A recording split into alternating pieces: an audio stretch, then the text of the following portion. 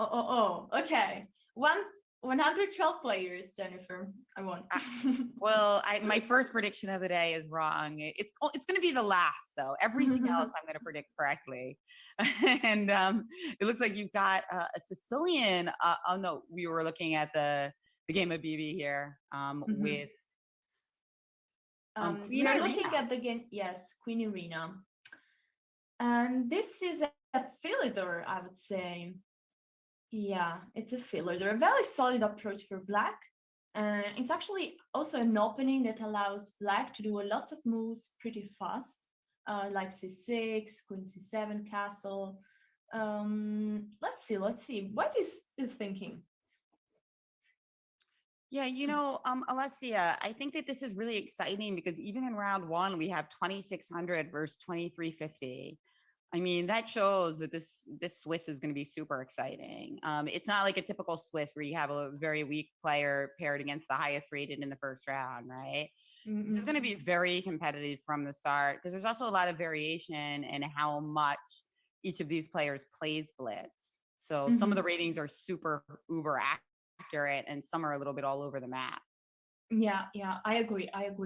And there is no easy match, no easy pairing. So let's go to board two. Here we have already derby, two players from India.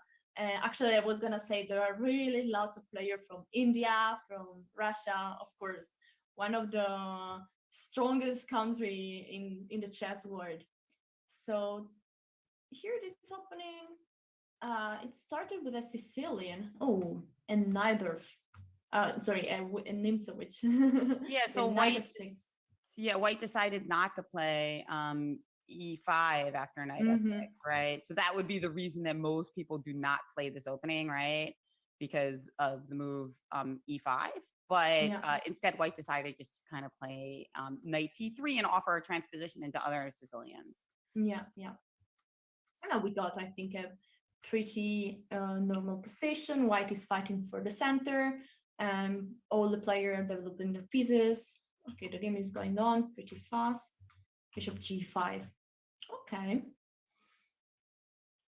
So this seems like a very decent position here for White because we don't have any major weaknesses. I would say that the bishop on c4 seems like a piece that wants to kind of go back to d3, get nestled in so that it's not a loose piece, and then it's also looking at that king side. So yes, bishop takes g5, knight takes g5 on the board, and now we have to ask ourselves, queen f4. What about this move, attacking both the knight on g5 and the pawn on d4 at the same time? In order to defend both, White has to play either knight f3 or queen e3. It looks like knight f3 is a bit more conservative because White doesn't risk to have a bit of strange pawn structure. But generally, I think that here White has a bit more chances to attack in the middle game. But if lots of pieces get exchanged, then the pawns might start to become a target. For example, the rook on c8 might attack this three, knight a4. I think black gets a pleasant position here.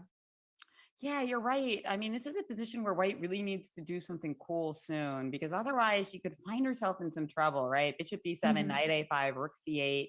There's only two minor pieces left on the board. If there were more minor pieces, I would like this more for White. But as the minors get traded, the potential weaknesses of this c3, d4 constellation really come out. Now, why do we have to play g3? That move really concerns me.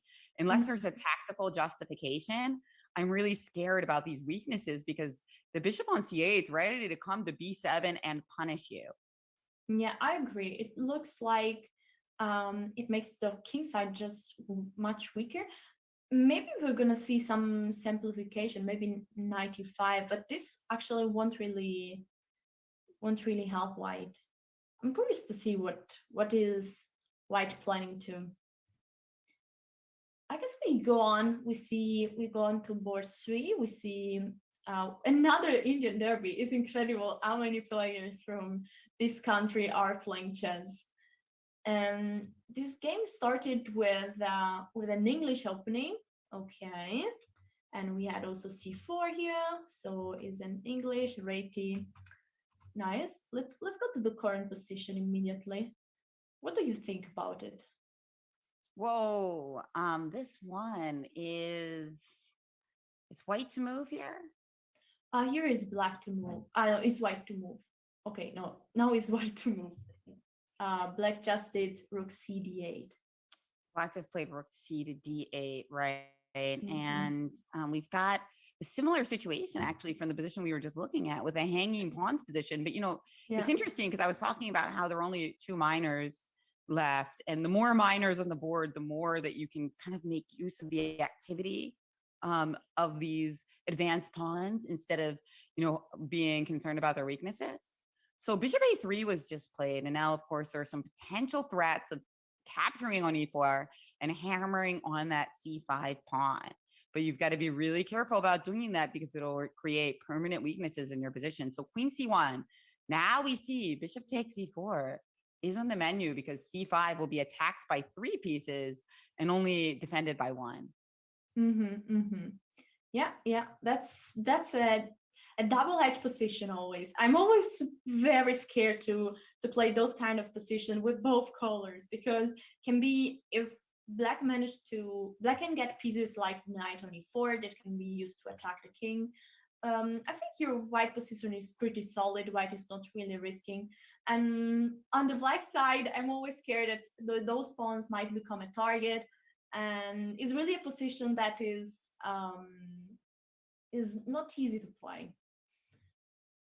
Yeah. So what to do now? Oh, she just played rook c8. So she's just saying, okay, I'm just going to keep defending. And now after rook d1, white might be trying to just focus on the fact of this d5 pawn, trying to compel the other rook over to d8. And then, we could play bishop e4, pawn takes, take the rook, and then c5 will be hanging once again. Yeah.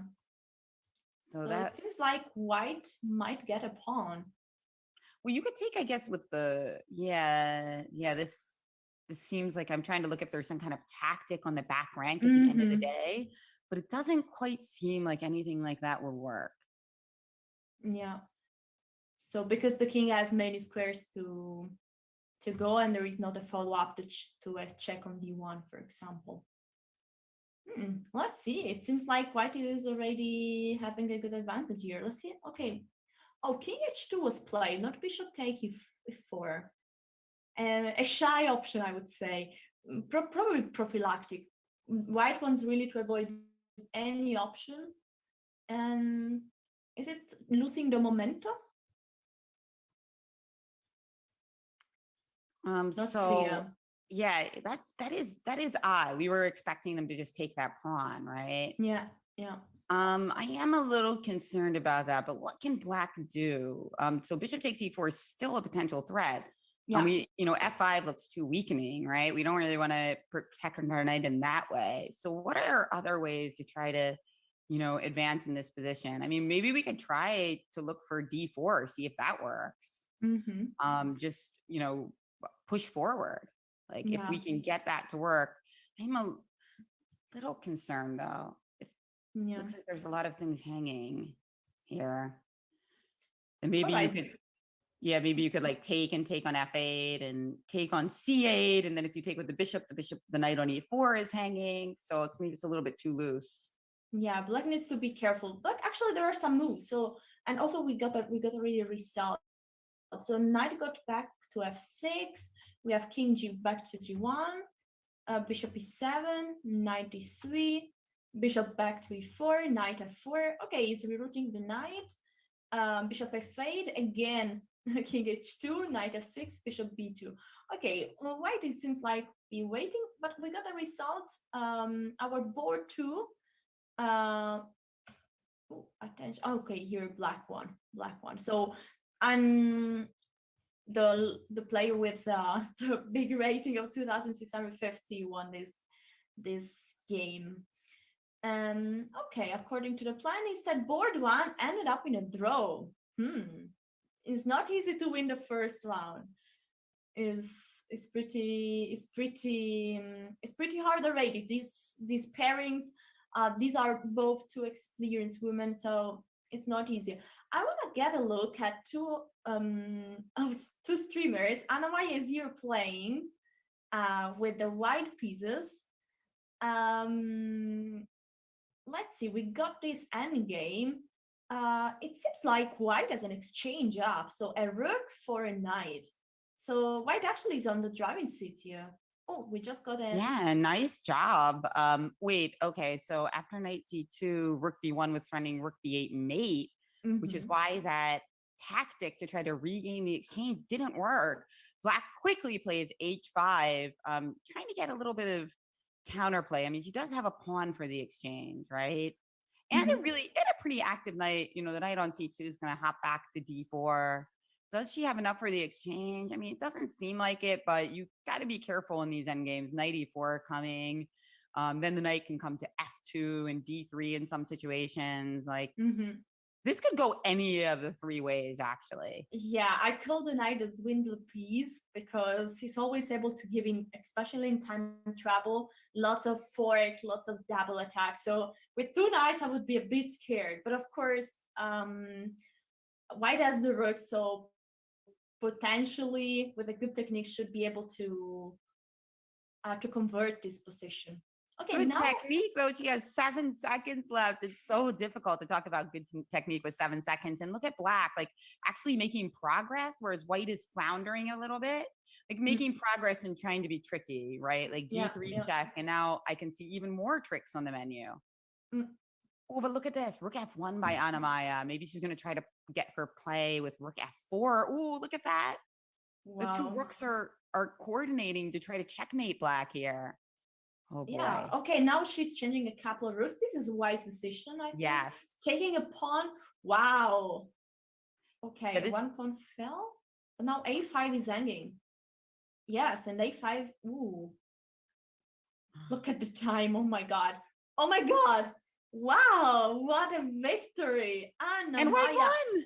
Yeah. Nice. Time is 0-0-0. So but this position is dominant, I would say. The first upset of that we've witnessed, but definitely not the last. I'm sure. I'm sure we are going to see. We're going to see more of that.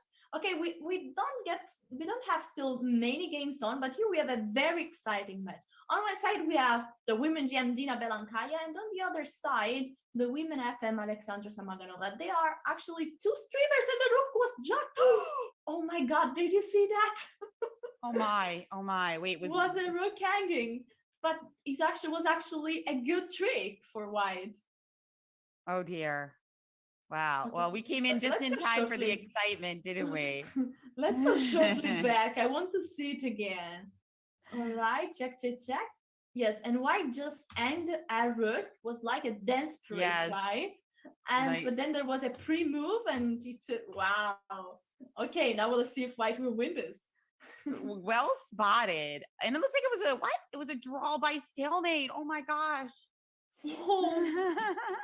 And this your white had chances to win this game. Maybe rook a8 or trying to capture the pawn. Here white might have chances. For sure, because not only are we up in exchange, but the problem is that knight on h5 is basically devoid of squares, right? It's really hemmed in. So yeah, I agree with you. Maybe but rook h1 did lead to instant stalemate. Wow. So any games left? Let's see. Looks like we've got Zaika Molitok playing against Shivagami. Oh, we are already in round 2. No, we're in round 2. Yep, just started. Got it. All right, so let's open a bit of boards. And we've got 114 players, so they might have allowed a late join or two. But okay. How many points do you think? I wonder how many points is going to qualify to the top 8. Remember, this is not as much about coming in first; it's about coming in the top 8, right? Yeah. Even if you might get harder pairings if you don't get in the top, but yeah, I think it's important to get in the top 8 in order to access the knockout, and then it's everything possible. So right. We're viewing our format here for the Women's Speed Chess Championship presented by FIDE and chess.com. We are today qualifying one player into the main bracket, and there is over $60,000 in prize funds. So it's a critical prize. So what we're doing here is we're going to get 8 players from our Swiss. 8 players from the Swiss are going to qualify into a bracket that we're going to play right after this Swiss. So it's going to be an 8-player knockout, and that's why you need to get in the top 8. Yeah. And the Swiss winner, but you win $250 just for winning the Swiss. So that's a little nice pocket change for anybody who wins the Swiss tournament. But in order to get to the next stage, they actually have to win the playoff itself. Yeah. Oh, it's important. Let's see some other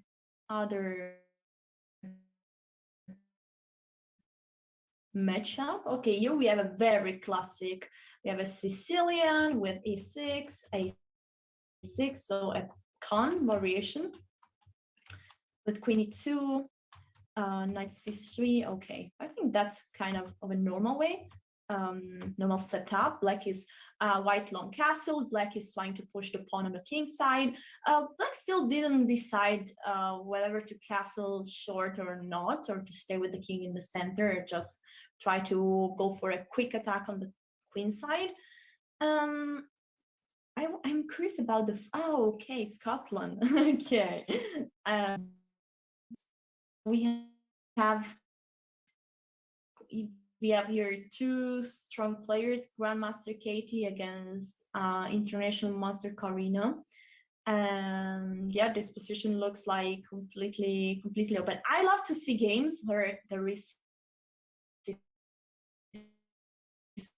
Sicilian, because it's so sharp. Everything can change so fast. I completely agree. It's my favorite opening for both colors. And so let's stick on this game for a little bit, because it's a really rich one. It's a con Sicilian, and here there's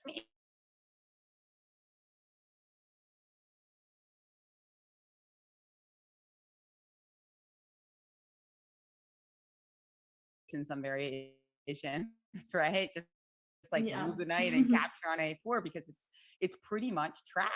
So that's the idea behind bishop d7, that if we were to move this knight, your knight on c6, your knight on a4 would be an instant peril. So what does that mean? What does white have to do right now in order to prevent that? We could try something like bishop takes a7 and queen e3, opening up the b6 square potentially for the knight.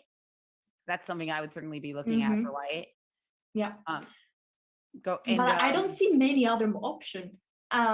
And also white is taking lots of time right now. Okay, f4 is on the board.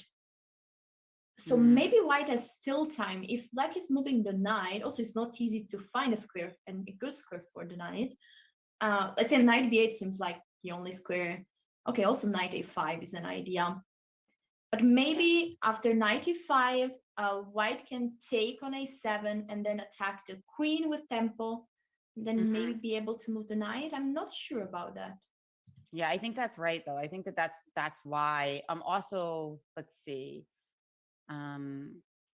Because the problem is you can't go to b7 very easily, because the bishop takes a6 is on the menu, right?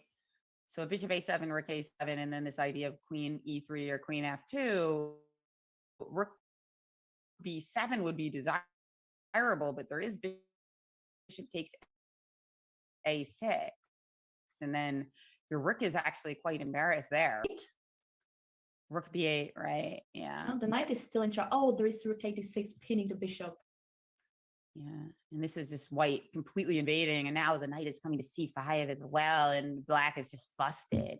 Yeah, So this idea of trying to use the bishop to take on a7 and then make the rook on a7 a loose piece that we can gain some tempi with is very instructive, because loose pieces is usually a big one with tactics, right? We need to find tactics based on loose pieces, but she didn't try that, Alessia. She just played knight to e7, just developed her pieces, thinking that there was no immediate knockout based on the knight on a4 just yet. Really like the approach. Black is just saying, okay, I go out with all my pieces. I'm not in a hurry because this knight, mostly a knight on the side, is not a long-term factor. But actually, this knight is going to stay there for a while. So I think that's a good approach, yeah, for Black. Black is ready to castle. Also preparing an eventual push on d5, which is very typical in the Sicilian. I think Black is doing well. I might even prefer Black here because for White is not really. White should just try to go with g4, maybe f5, try to break in the center or on the king side. But it seems Black plan is a bit easier with knight a5, rook c8, queen c7. Yeah. I mean, I am threatening right now rook takes d6. So bishop c4 does have a concrete threat. But the problem for me with White's position is it's a bit more artificial. Like these pieces, like the bishop on c4, it moved a couple of times already. The knight on a4 is vulnerable. It's not like my most beautiful Sicilian pieces, really, as White. So queen c7 was played, just calmly defending that pawn on d6. And it's like, I want to do something here with White to take advantage that your king's still in the center, but I don't see it. I don't see how I can take advantage of that quickly, blow things open a little bit. Maybe I can try taking on a6 again, but I just moved my bishop from d3 to c4. I'm not feeling it right now. If I take on a6 immediately, you could play bishop takes e3, and then queen e3, rook takes a6. So I can't take there quite yet, and I'm struggling to come up with good ideas. Yeah, and also, I mean, opening up the file on my own king, it looks scary. It looks really look at scary. this. She sacrificed a piece, Alessia. She's played knight to b6, sacrificing a piece, thinking that if bishop b6, queen b6, she's just going for it. She's saying, I don't like my position if I don't do something fun. So yeah, that's true. In typical Sicilian style, she's going for it. The idea here is that if bishop takes b6, which happened, by the way, Black did snag that piece. She's wants to play rook d6 and say, like, okay, you can't castle. I've got one pawn for the piece. I doesn't look like enough though, Alessia, because even if you can't castle, does White even have a threat at this exact moment? Yeah.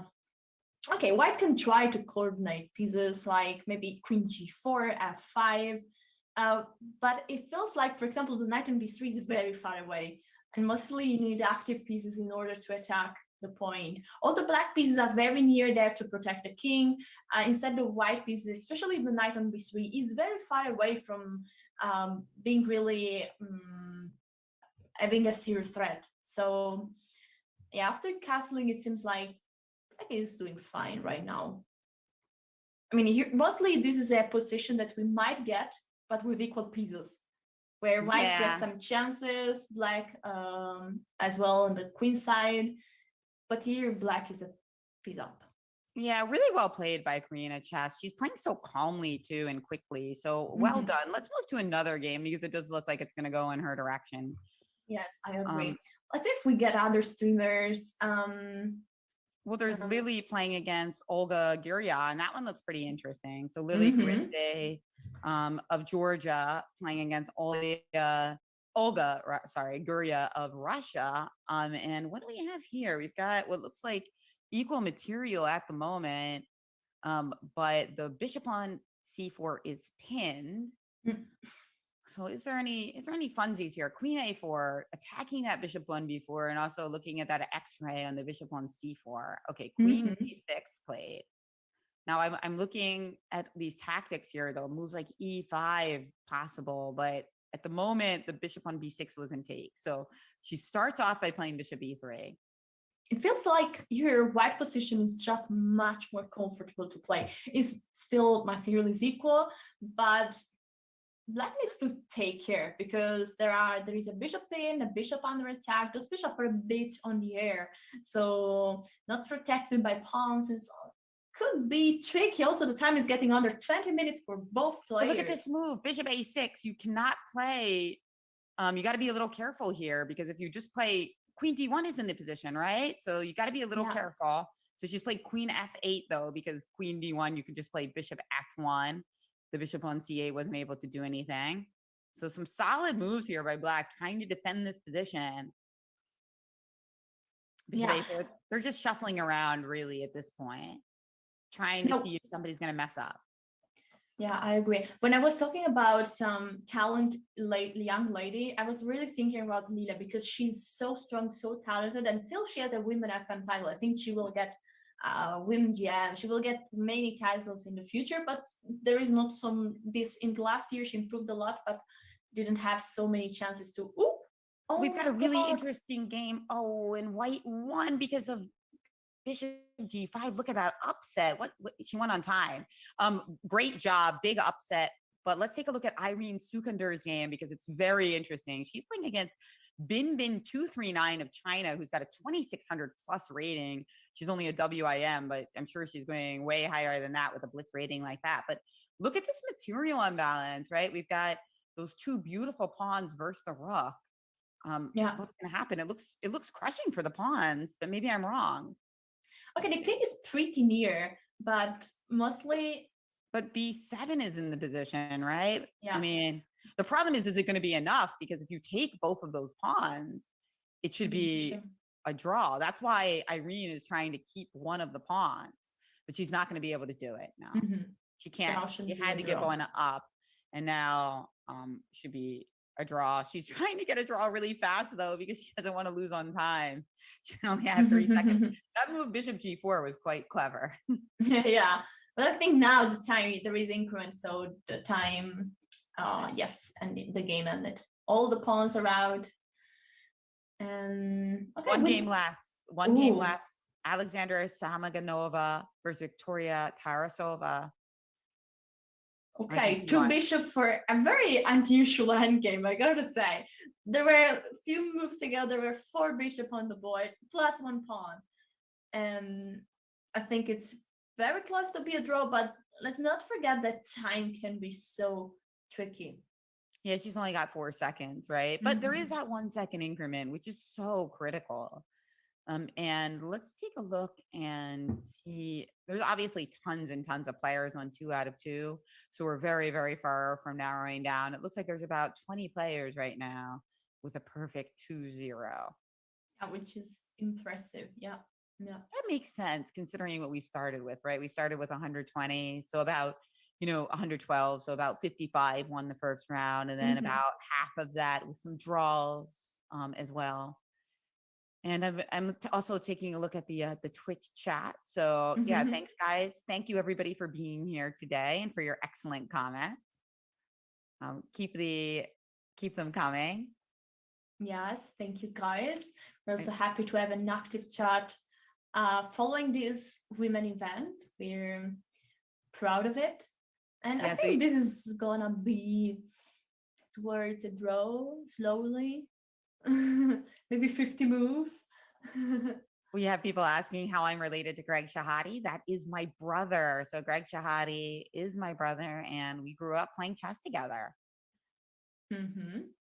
We also have somebody pointing out Ketefan Max Milenik says that Ketefan Arakamia Grant is a Georgian born Scottish grandmaster of chess. That's right. Ketty Grant. And this game was a draw indeed, Alessia. So we are moving on to round 3. And this is where we're really going to start to separate, right? Because 3-0 is no joke. And the players who are fighting off against each other are starting to get really high rated. We actually have an American player, WIM, Ashritha Eswaran, who's playing against Vaishali 2001. Yes, here we have the game.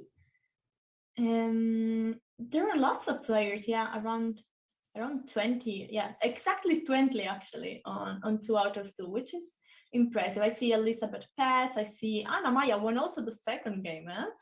Wow. Oh, nice. Yeah, well done, Anna. Also Adriana Nikolova, another streamer, Lile also on 2 out of 2, Elizabeth Pets. Okay, I think this is going to be an exciting tournament. Also, there is a lot of motivation in order to perform well. So don't forget there is a prize for the best streamer. So it's a nice incentive to have more women to stream chess. Now, here's the cool thing, Alessia, that there's actually, this is just the one of 8 opportunities.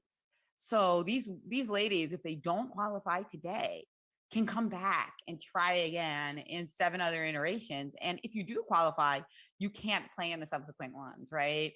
So that's an interesting feature of this event, that you can keep trying and you can keep getting this practice against some of the best female players in the whole world. Yeah, yeah. No, I agree. It's an amazing event. I will consider also to play when I'm not commentating, because it's such a nice event. Really. Yeah, that's the thing. It's also just like a fun event, and in addition to being a qualifier, right? Like if you don't win, you can win these other prizes, and then there's that prize for the top streamer, which obviously you would be eligible for.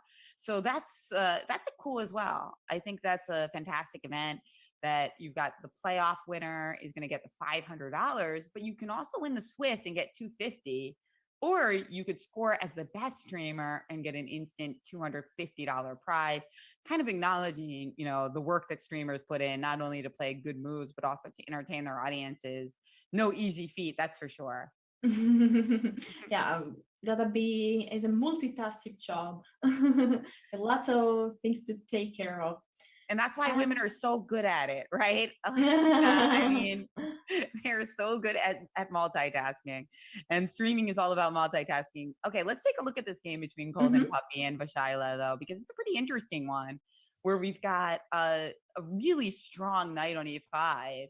And I feel like she's going to try to play a move like queen g4 and hammer on the potential g7 point. Bishop f6, though, discourages that, of course. But what do you think white should do here? Is g4 too reckless, or do you like it?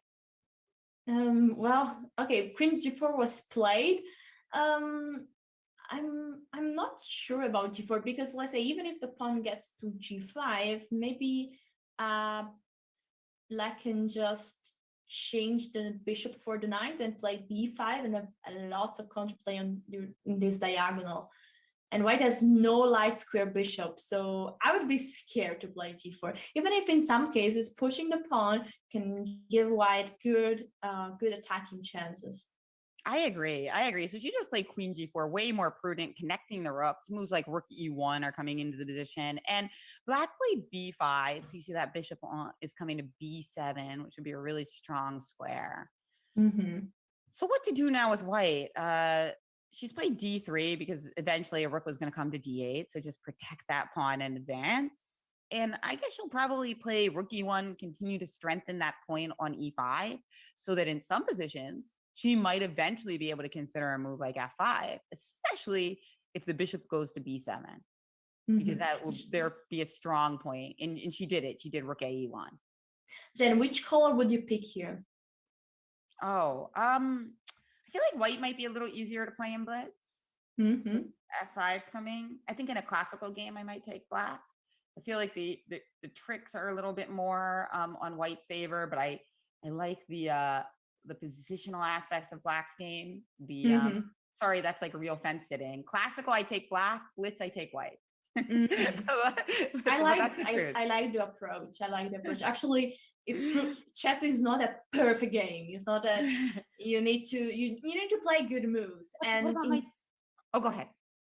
Yeah, just that you need to play good moves and also deal with the time. And in blitz, you have to deal with time a bit more than in classical. So if you have an easier position to play, it might matter a bit more than a safer pawn structure and then a longer term, better bishop pair, for example, or better bishop on b7. So I agree with this approach, different according to the time control.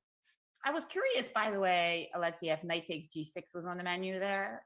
That's why I got kind of excited. I don't think it worked, because you could just take with the f pawn, right? Oh, so yeah, and sadly. Yeah, I think that would have been the f pawn, and then if queen takes e6, there's queen f7, and everything just holds together, right? I mean, it looks so tempting to do something like this, because it seems like there should be a tactic for white, but queen e6, queen f7, and black is holding everything together, or king g7 rather. Yeah. You're gonna play. Yeah, okay, because queen f7, there was bishop f6. Yeah, you're right. And then then we wouldn't have held on. So just king g7 is the right way. Yeah, so she didn't do that. She just backed up, and now we're in the current position where the bishop on g7 is quite chill. No more tactics in the air with that. The knight on e5 is beautifully protected, but that king on g1, very, very airy. Bishop a8 played with the idea of playing queen b7. Now queen h1 needs to be reckoned with. Oh, that's scary. Like the king can go. Yeah, I was scared about playing g4, but it seems like if the king goes to h2, all the pieces are controlling the square. The rooks, the queen. Just the point is that those pieces cannot really go somewhere. What do you think could be a way? Maybe h4, h5 could be a way to go on for white, or maybe bishop a1, and then white might be able to put the knight on g4.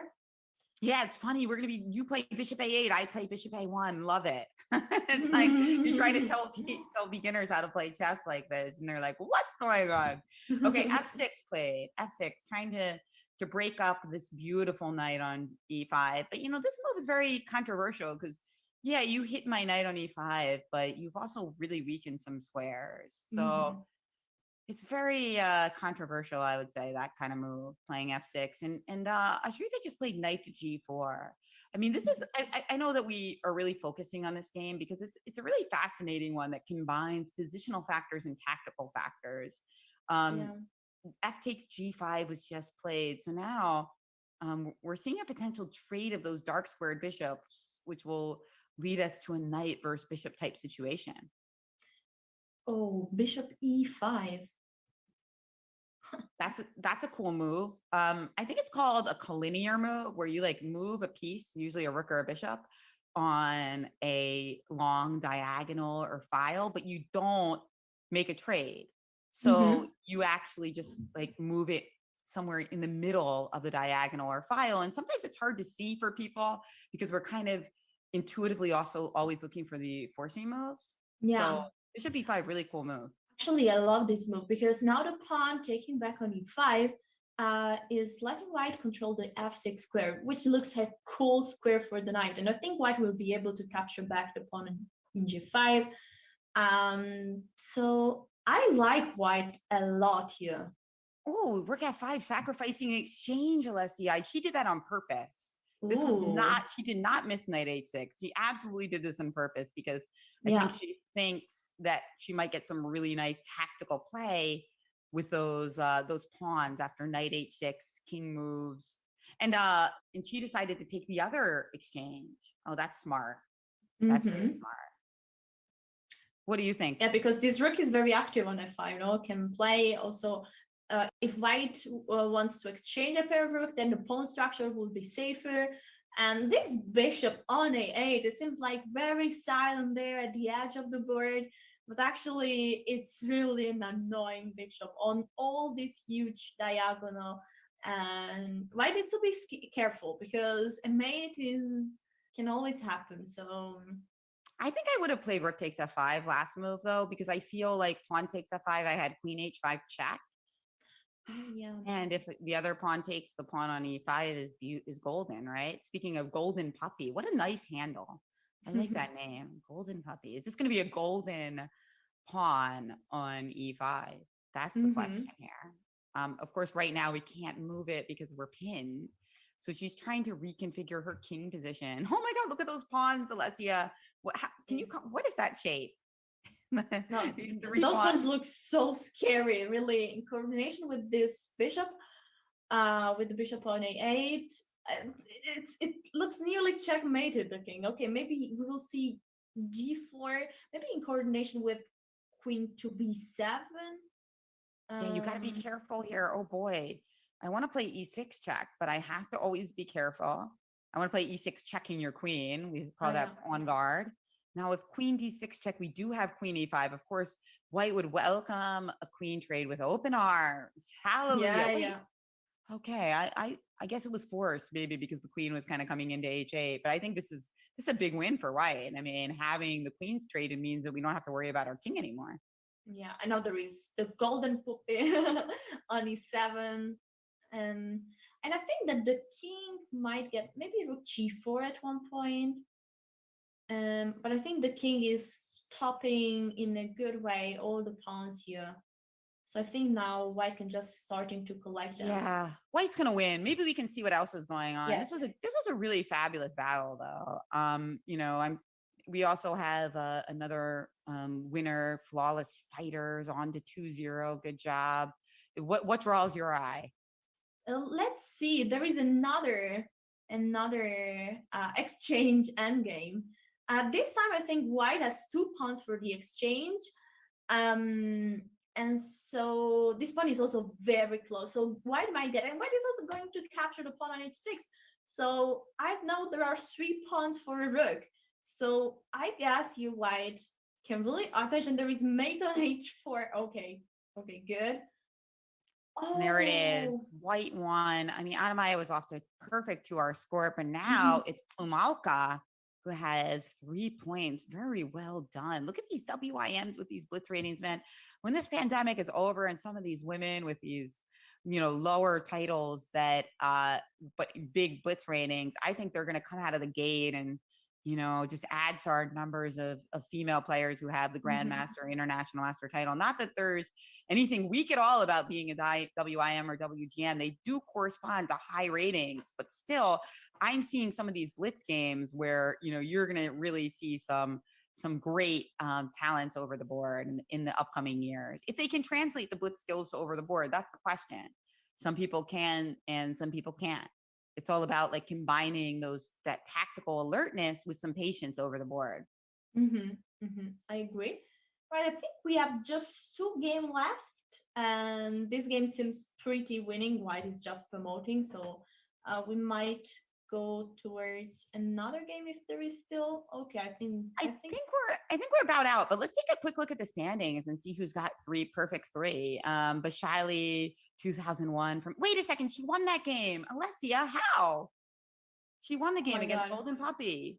Oh my God, boy. We need to go to see shortly. I have no idea how she won that game. I thought she was totally on top of the Golden Puppy, but that's why it is blitz, because crazy things happen. Yeah, sadly, I don't have the game. Oh, no, that's okay. It's okay. It happens. It was probably a time scramble of some sort. But we are in round 3, so we can check out. Can't you do it again, or do you want to focus on flawless fighter this time? Yeah, as you want. Would you like to follow a precise game? Maybe chat wants to follow somebody. Yeah. Let us know who you're interested. I mean, there's Ellie Pates against Lily Carizzi. And they both have 3 points. I feel like that's a game that people are going to want to watch. It is a London opening, so not the most thrilling beginning of the game, but of course that can change very quickly. But unfortunately, Lily seems to be lagging a little bit here. She's already thought 30 seconds. That doesn't seem right, Alessia. I think maybe something's going on with her connection. Yeah, might be. Because London is one of the most popular openings right now, so I'm sure that Lila knows how to deal with the London. Also, Elizabeth Pites is really one of the experts in this line. She plays it in classical chess, in blitz, in bullet. I'm sure she has also done some courses about London, so she's an expert of this of the London system. Okay, finally Lila is back. She actually, she thought over 1 minute, but now it seems like she's starting to move faster. So you might be right. Probably it was a problem with connection, something not going perfectly on her side. All right, so Black played the line with c5, changing on d4 pretty early. Do you have a special weapon against the London? Well, one thing I usually like to have my bishop on g7, and I like to play for like d6 and e5. So I don't play d5. So I don't play d4, d5. So it gives me some flexibility in that regard. But I do like that Black in this position seems prepared.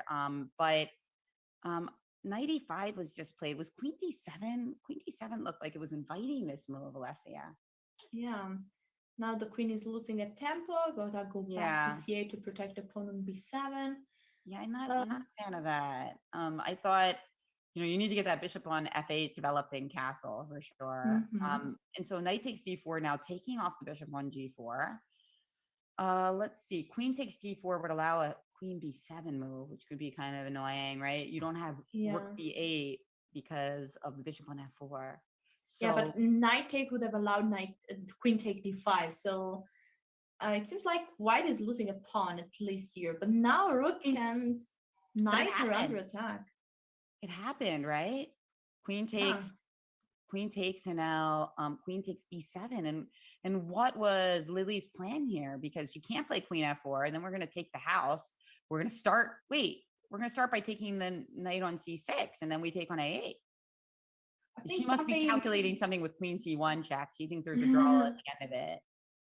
Oh, something went wrong. I think she miscalculated something. Yeah. And she resigned pretty early. She must have thought that she must have forgot that it was check. She thought that knight d7, queen e8, and queen c1 check, and she thought she could get a draw or something there. But yeah, she miscalculated. And or maybe what she forgot, and this is kind of instructive for people watching, if you back up one move, instead of queen takes c6 check, she might have analyzed queen takes a8, right? Instead of queen takes c6, and then there is knight d8 or king d7.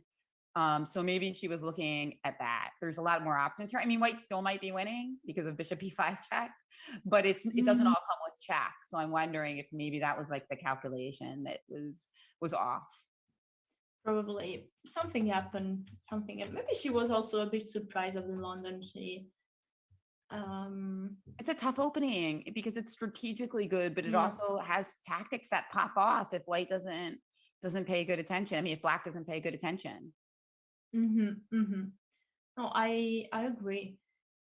And let's see. Let's follow this game. Both players have 3 out of 3, so they are fighting for one of these 8 places. Let's remind everyone that the first 8 place in the Swiss qualifier will be playing just right after this event. And knockout, 8 players, just the first one winner of the knockout will win. Will get access to qualify to the main event. So it will be really a big fight. And do you think that at one point some players will start to play very solid in order not to lose? The draw is also fine, or do you think we will see fight all the time? That's a good question. If somebody gets 6-0, I don't know, because there's also that $250 prize for coming first in your section. And I think it's dangerous in Blitz to try to play too passively or solidly. That can really backfire. So I think most people will just play their game. Hey, we got a request for Florencia Fernandez's game, but it'd be easier if you give us the handle of the game that you want us to look at. That just always makes it a little easier. But thank you for giving us your opinions on what to look at. Now, right now, Awesome Vishesh and FH2411 is what you've got up on your screen. And with the material being equal here, I can't help but like white because of that beautiful center and those beautiful bishops. Yeah, I agree. I would say here white in classical blitz bullet. White has the space advantage, the bishop pair, and just the king doesn't get a very safe. Okay, the king side I think is pretty okay. Because even if the H file is open, it's not really easy to attack one more time the H3 pawn. So maybe in the future black could double the rook, but still is not very easy because the bishop is defending the pawn. So I think this is a nice position to play for white, also easier to play, I would say. But actually white decides to long castle. What do you think about this decision? White decided the long castle. Wow, huh? I still like white because I don't think we're really, our king's not in danger. We're just going to go to king b1. I'm just wondering if it was the best of all options. I kind of like castling kingside appealed to me even more, but I think that still white is good because there's still that beautiful space advantage and the lovely center. Yeah, yeah. Let's see. I think white is still in the driving seats here, so maybe we can move to other games. There are lots of players with 3 out of 3 fighting for for the first 8th place. And here we got a women FIDE master. Of course, to get women FIDE master in classical chess, you need to cross the rating on 2100, which is a bit lower than 2600, 25, 20, all those ratings that we are gonna see. So of course it shows some talent, some fast skills, ability in calculation, is fast, quick tactic, and yeah, it seems like the material looks like hip hop here. All right, this is a very fascinating game, Alessia. I'm glad you took us to this one because we've got equal material at the moment, but those terrible pawns on c3, rook c4. Look at that move, just threatening the cold-blooded rook takes a4 because the bishop on b3 is pinned. So queen e7 was played, but does that stop that idea? If rook take a4, there is the check on e8. On e8 at the moment, right? Yeah. So she plays rook c8 to avoid it, and maybe now white can actively, yeah. Rook f4. Okay, but the rook doesn't have a real good square on the 4th rank. But she's just playing for endgame now, thinking that she's got a better pawn structure, and most importantly, that pawn on e5 is, because of the configuration of white's pieces right now, it's undefendable, right? The rook on f4 has backfired because we can't go rook e4 because of the bishop on g6. So unfortunately, this really worked very badly for white. And is there any way for us to, the thing about black's pawn structure is that it's so solid. Normally we would have some way to pick at you, right? Like you attack me, I attack one of your pawns, but all your pawns are perfectly well defended. So we don't have that, and now black is really on top. Yeah, also the fact that the 2 pawns are double on the c file allows black to have let's say 2 extra pawns, just one, but they look like 2 beautiful extra pawns that can support each other, be pushed, and try to promote. So I think here black has a really comfortable endgame, and seems still black needs to be careful. But if the pawn started to be pushed, then it will be very, very tough for white to protect. Also because still the pawn on c3, c2, the pawn on h4, they are all weak. So it's a very tough position for white. Maybe we switch to another game because we have also other players that are... Atusa 1 versus Sarah Black Panther. They're both on 2.5 at the moment. Okay. Oh, this one is a good one too. That pawn on c6 looks delicious. Unless there's a draw by perpetual. I'm feeling white here for sure. But this one looks very rich to me considering the time situation. Both these players have 2.5 points, which isn't too bad considering we're just trying to get in the top 8. But this queen being the blockader for the pawn, Alessia, is not ideal. No, the queen protecting the pawns is mostly not the most powerful queen. I agree. Okay. She's going for queen h6. Oh. Or just this, I guess. Which I was hoping that black could like mate in that position, but here she's just going for the positional win because the knight is better than the bishop on g2.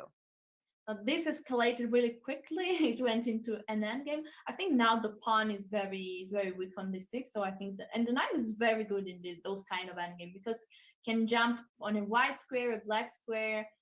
Okay, interesting choice. Going in a rook endgame. All the rook endgames are a draw. Is this true? Is this not true? We're gonna see. I think here actually I would have tried to keep alive the knight a bit longer. Yeah, just from a practical point of view, maybe be a little bit easier. But I think she's going to win anyway because white is so passive, and look at these pawns just kind of encroaching. And the king is coming into the position too, and white's position is very passive. Now, not as easy maybe as she would have liked it, but I still think she's going to win. Less time also for Tusa. Oh, time is very... Yeah. Okay, I thought the rook c4 might get... Oh, okay, she's trying rook a4 probably. She is looking for that. Is it going to work, though? No, rook d2, and now we're making a queen. Black wins. Nice game. Nice game. Yes, still some games. Yes, we got just one last game. Oh, okay. These are lots of pawns. I guess, yeah. I'll take black. Oh, me too. I think this was... That was it. That was it. All right, so I think the first 4 rounds are in. There are just 2 players with 4 out of 4. On one side, we have Elizabeth Pett. We just saw the quick victory against Lila Kuritsa from Georgia. And then we have the women grandmaster from Russia, Flawless.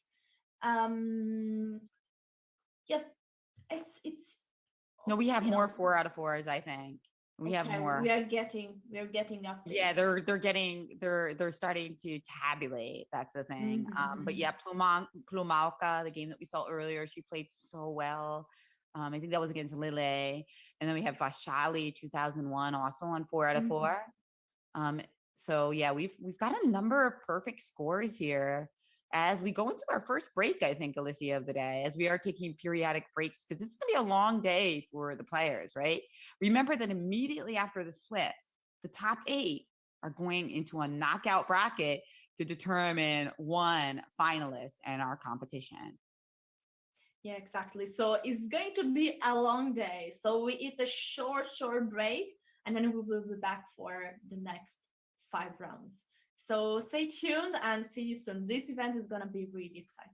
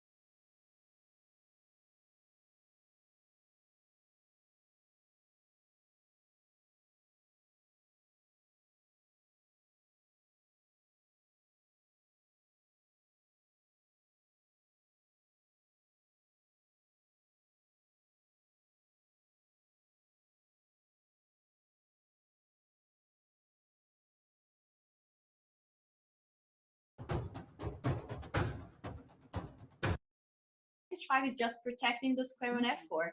Nice move. Knight h5, just stopping knight f4. Very cold-blooded move there. Okay. I mean, I'm feeling white in this position because I don't know exactly what to do for black here. I guess, what about like queen f7? I was thinking of that move. It doesn't seem like your bar likes it. So I just to try to remove that knight on h5 so that we can play knight f4 check. But it's really tricky because there's all sorts of ideas of like bishop c4, knight takes f6 followed by bishop c4. She's playing bishop c4 right away. So queen h5 is possible, right? So queen h5 is possible, but I guess, is she considering playing rook takes d5? I mean, actually, after queen h5, you could take with either the rook or the bishop on d5. They both look compelling because if rook takes d5, after bishop takes d5, bishop takes d5, we're attacking that rook on a a8 and threatening rook takes f6 and rook e8 mate more exactly. Yeah, it's pretty, it looks dangerous. So that's why probably queen f7 was not the favorite of our engine, because the queen is joining the same diagonal of the king, and the bishop is just right there, ready to exploit this factor.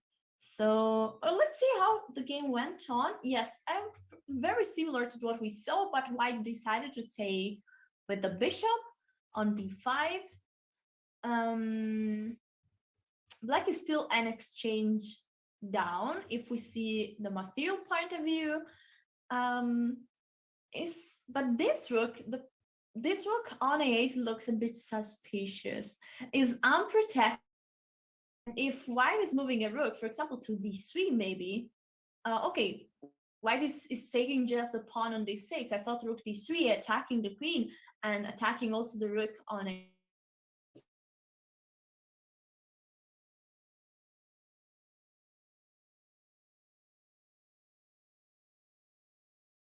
I think that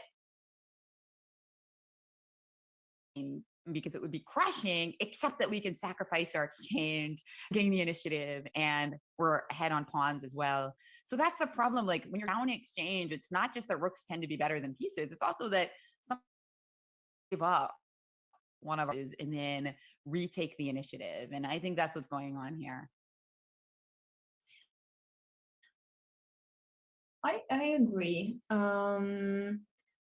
Let's see if bishop d4 was still calm. I think it's also tricky that the rook and the queen could coordinate together and that they were very quick checkmate. So blacks need to, for example, queen g6, king's back, and maybe moving the the counter sacrifice.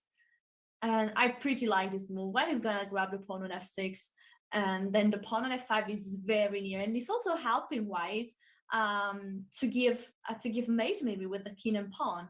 So it's really a dangerous team.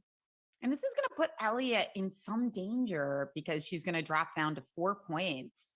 And there's some big scores in this event so far. I mean, seriously, I can't yet calculate how many it's going to take to qualify for that top 8.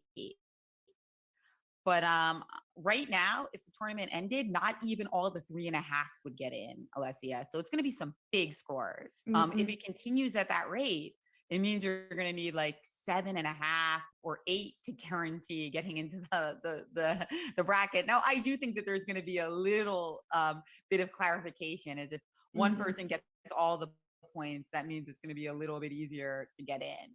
But 7 out of 9 might not be enough. I mean, that's crazy to think.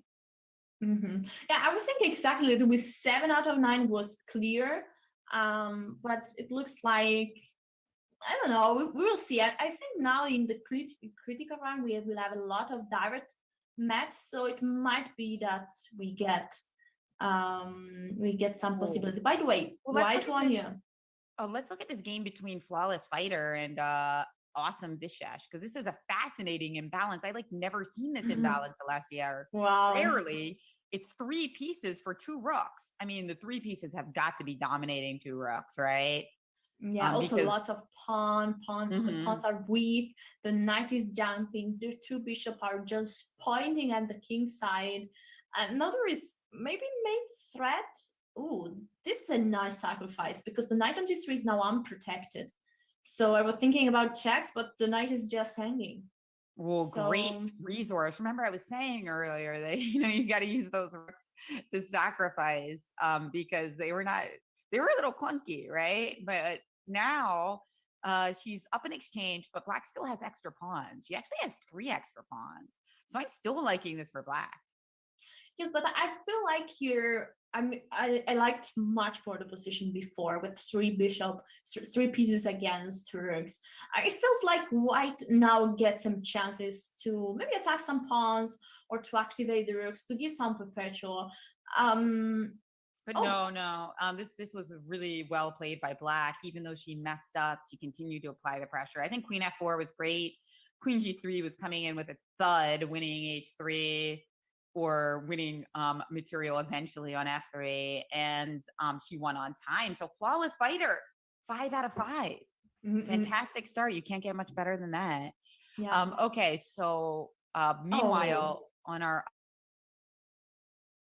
Vaishali trying to win this endgame up a pawn, time situation, there is that 1 second increment. So if white can hold on and just like repeat moves with these checks, she should be able to draw. Yeah, this should be a draw.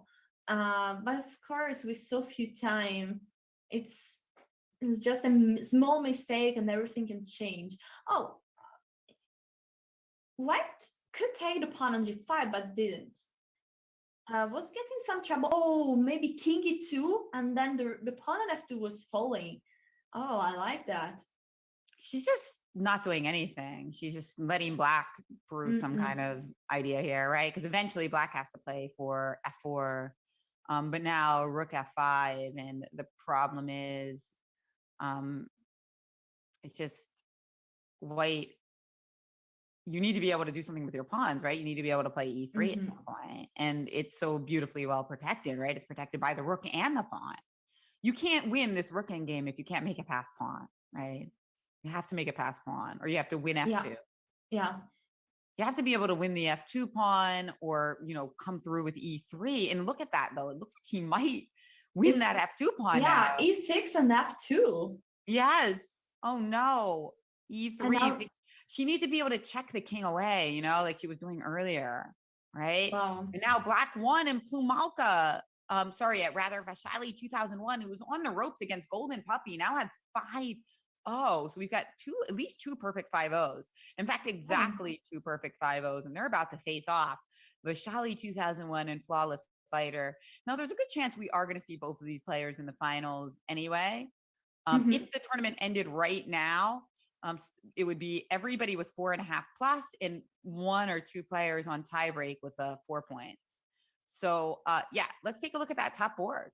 Yeah, of course. This is we have lots of interest in this board. Now we will see who is taking lead, or if it will end up in a draw. I think in such a quick time control, it's very hard to see draws. In fact, we have many direct results. It's much harder than in classical chess to play very solid, or because think and goes just very bad in time travel. So a draw is a much more unlikely result than in classical time control. Now take a look at this opening, Alessia. It is a Najdorf opening where white has so many 6-move options, and she chose f4. And Black went in for an endgame. So there's a million different ways to play against an Najdorf. Well, about 15. And f4 was the selection here. And now after knight f3, white just went in for this endgame. Queen takes d8, king takes d8. And now bishop g5. Material is equal, but white has the possibility of playing castles long here and gaining some time. Black still has the 2 bishops. Who do you prefer? It feels like maybe a bit easier to play for white. If white really wants, can take on f6 and then jump on d5 with the knight. So yeah, it looks just a bit easier because white doesn't have to deal with the with the black king. Also, what I like is that potentially white can create a pass pawn on the queen side. Instead, for black might be a bit harder, even if the pawn on e4 can be a good target. Here, I think I would take on c6 and then trying to go to with a knight on d5. And what do you think about the position? Yeah, I misspoke earlier because I was envisioning bishop takes f6. So I said the black had the two bishops. Of course, we both have the two bishops at the moment, but both players are considering bishop f6, or in black's case is bishop takes c3. I think we have to reckon with the possibility of knight d5 check here. What happens if knight d5 in this position? Ooh. Oh, the pawn got bishop take f6 got played. Oh, you mean knight d5? Oh, she played bishop f6 right away. Yeah, I was looking at knight d5 immediately as well. Okay, but this looks good for white, but also, it's going to be a slow burn, right? Like white's got to be a little bit better because the pawn structure is better, right? Yeah. And it's also, even this bishop on e2 seems like it has a little bit more potential to do something fun, maybe by attacking f7 or even attacking the d7 square. So very small edge for white, but in blitz, a small edge can turn into something serious, right? But can black just try to trade off all the rooks here and make it a bishops of opposite color endgame to make the drawing possibilities easier? That's the question. Yeah, I agree. Even if many pawns might fall, and it's also possible that after rook take d5, white decide just to take with the bishop and avoid the trade of another rook. Then maybe plays a rook on f1, attacking f6, f7. So it looks like a bishop on d5 might be really annoying. So let's say rook take d5, bishop take d5, then trying to put a rook on f1. But I definitely agree that if black manages to change all the rooks, this looks really very near to a draw. Let's see. Okay. Yeah, let's look at one of our other games. Yeah, I agree. Let's see if we got some streamers fighting. Okay, we have Dina that is with 3.5 out of 5 and is currently playing with international master from Indonesia. Yeah, Irene Sukandar is playing with the black pieces here. Our hero from the famous match on Indonesian TV, right? Where she had more viewers than any match in chess history. So here she is. Her career is really blowing up since then. I actually interviewed her for Ladies Night if you want to hear more about her. But right now she's up against Dinah, and both of these players are streamers. So Irene and Dinah, both big time streamers here. And what do you like? Who do you like here? You like white or black? It's hard to say. Instinctively, I would say I would prefer white because it seems like the pawn on d6 might be a target. Also, the pawn on b7. Also, the knight can jump to e4. Seems a bit easier for me to play with white, even if I think that the pawn on d6 is actually well protected, and it's not a real okay. But actually, now I like even more white because if after queen b5, black had to play knight to d8. Now black is protecting and white is on. I think knight e4 could be a good move, and black can never play d5. It would be a bit, maybe f5 could be a move, f5, f4. Yeah. So white needs to be careful. It's risky to play f5, but I think Irene's actually thinking about it, and she's even thinking that maybe the knight can come to f7 at some point. Oh my gosh, f4. Speaking of risky, Alessia, this move is definitely risky because it opens up our king just a little bit more, and the potential for playing rook e2, and it blocks in our bishop on g3. So I'm not sure I'm a huge fan of that move. Irene played f5 herself, which seems less impactful once our opponent's already committed to f4, but okay. Queen c4 played now, pinning the rook on e6, knight f7, breaking that pin. Yeah, now the position is much more blocked. White is trying to use the E file. The queen is very strong on c4, pinning maybe the knight, also the rook. But here, I'm not sure. I'm not sure anymore. After f4, f5, the position changed so much. Because the pawn structure is completely different. The bishop on g3 is suddenly not so active anymore. And now there is a rook hanging on d1. So yeah, loose pieces in the position, and that e2, this move queen h5 looks like a great one because it also attacks the e2 square. So it's funny how in chess, double attack is such a key tactic, because if you're a beginner, you might miss, just a simple fork, right? But even the best players in the world miss double attacks, right? Like queen h5, it's like a form of double attack. We're threatening to stick something on e2, and we're threatening the more blunt queen takes d1, and suddenly, it looks like black is on top here with white's pieces in a little bit of a box. Yeah, I agree. Are we going to see g4 after knight of 3? Yes, we're going to see g4. Yeah, black is pushing the knight back. Maybe g3 in the future could be an idea. Again, the double attack idea theme is coming back. Exactly. 3 to take on h2, and then the same time the rook on d1. So it looks really so dangerous. That would be totally winning, but white will probably play the same move. Like, I think that she played knight h4. So now g3 is maybe not as strong, because knight f3 now takes on h2. You are going to win that pawn on h2. She's not going to take back on h2, but she does have some coverage for her king now with king to h1. And it's a little hard for black's pieces to kind of enter the fray now. So even though, like, visually it's quite appealing, I don't see how does black now get one of those pieces into the game? Maybe rook e3, threatening rook f3. I like rook e4. Rook e4. Attacking the queen and the f4. Can now black take on f4? Yeah, because once you take on f4, you're also going to be threatening rook takes f3, and then after pawn f3, another double attack. But instead she played the move rook e2, cool looking move. And now, oh gosh, what's going on now? How is it protecting after rook g4? Queen g4, sorry. Oh, queen g4. Whoa, she did it. Not the piece, only one is hanging. Rook e1 now, and queen h4 mate. And there it is. Black won by checkmate. Bam. Wow. And now Irina is up to 4.5 points. Well done. What else do we have? What do we have cooking in this round? We still seem to have the game between the top dogs. I think they're still playing their game.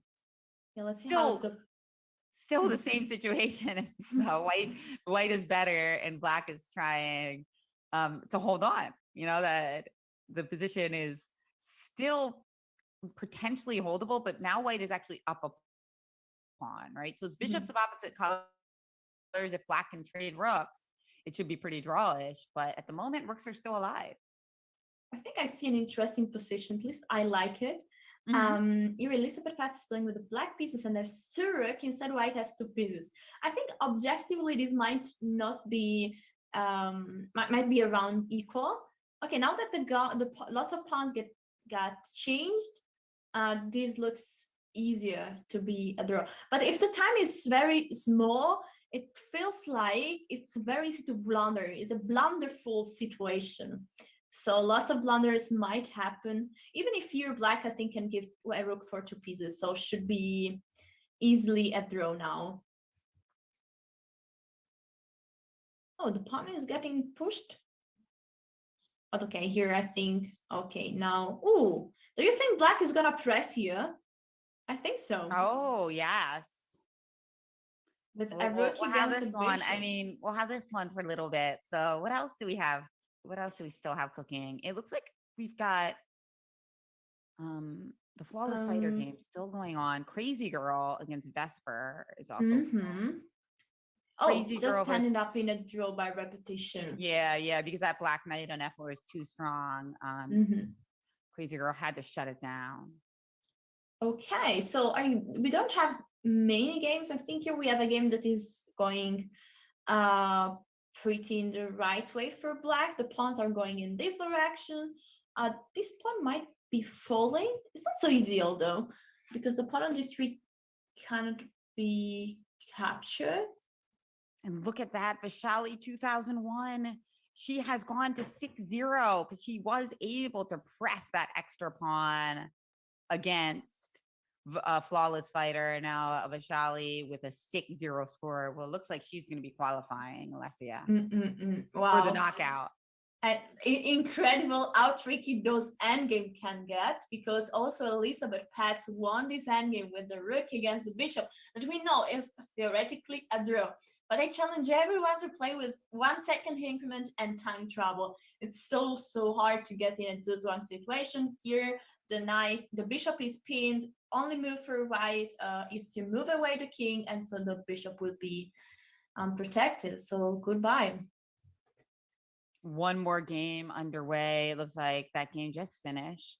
So instead we have our game that you were just looking at, and black is going to win this one.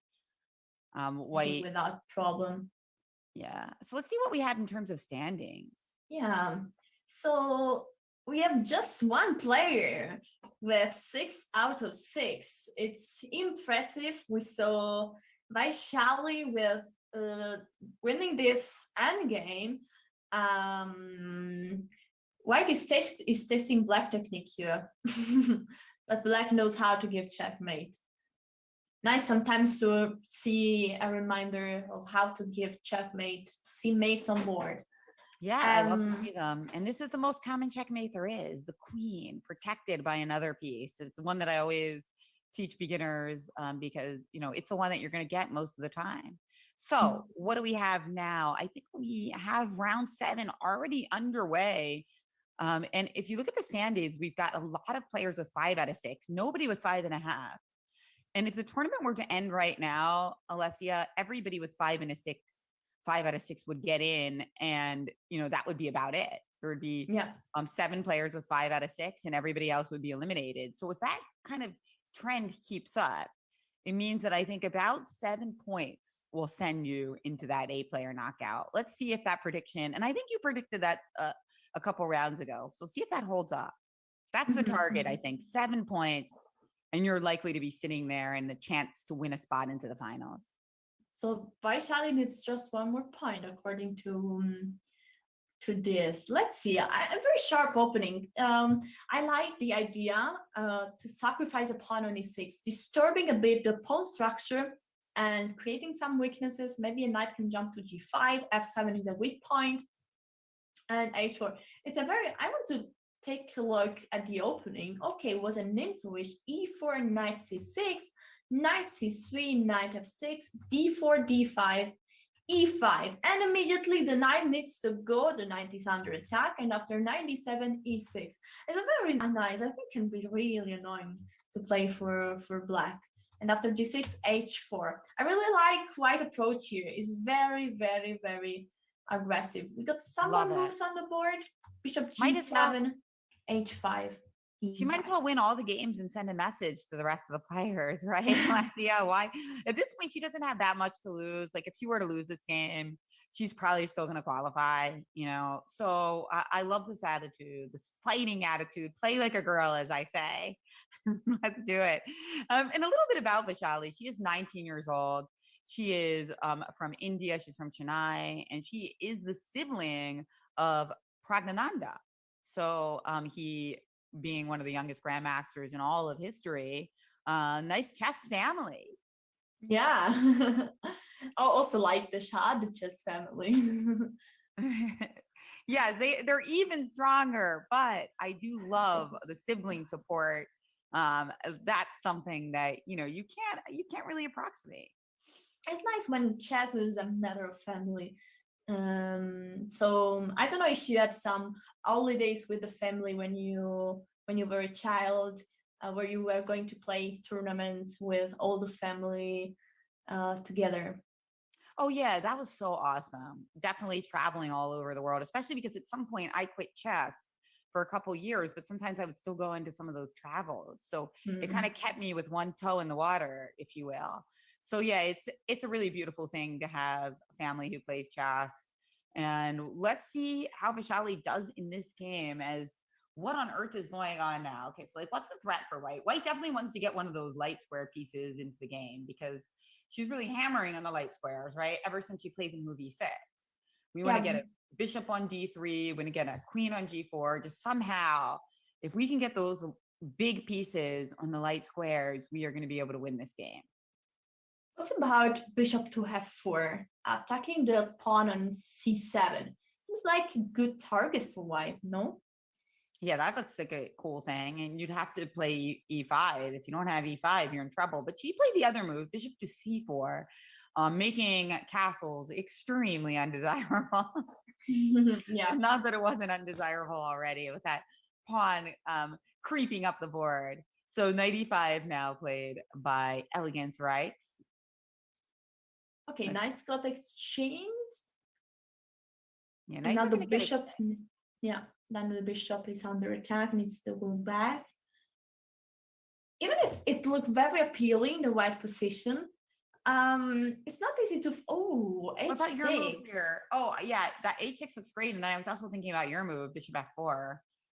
Because, okay, she played bishop to f6. Okay.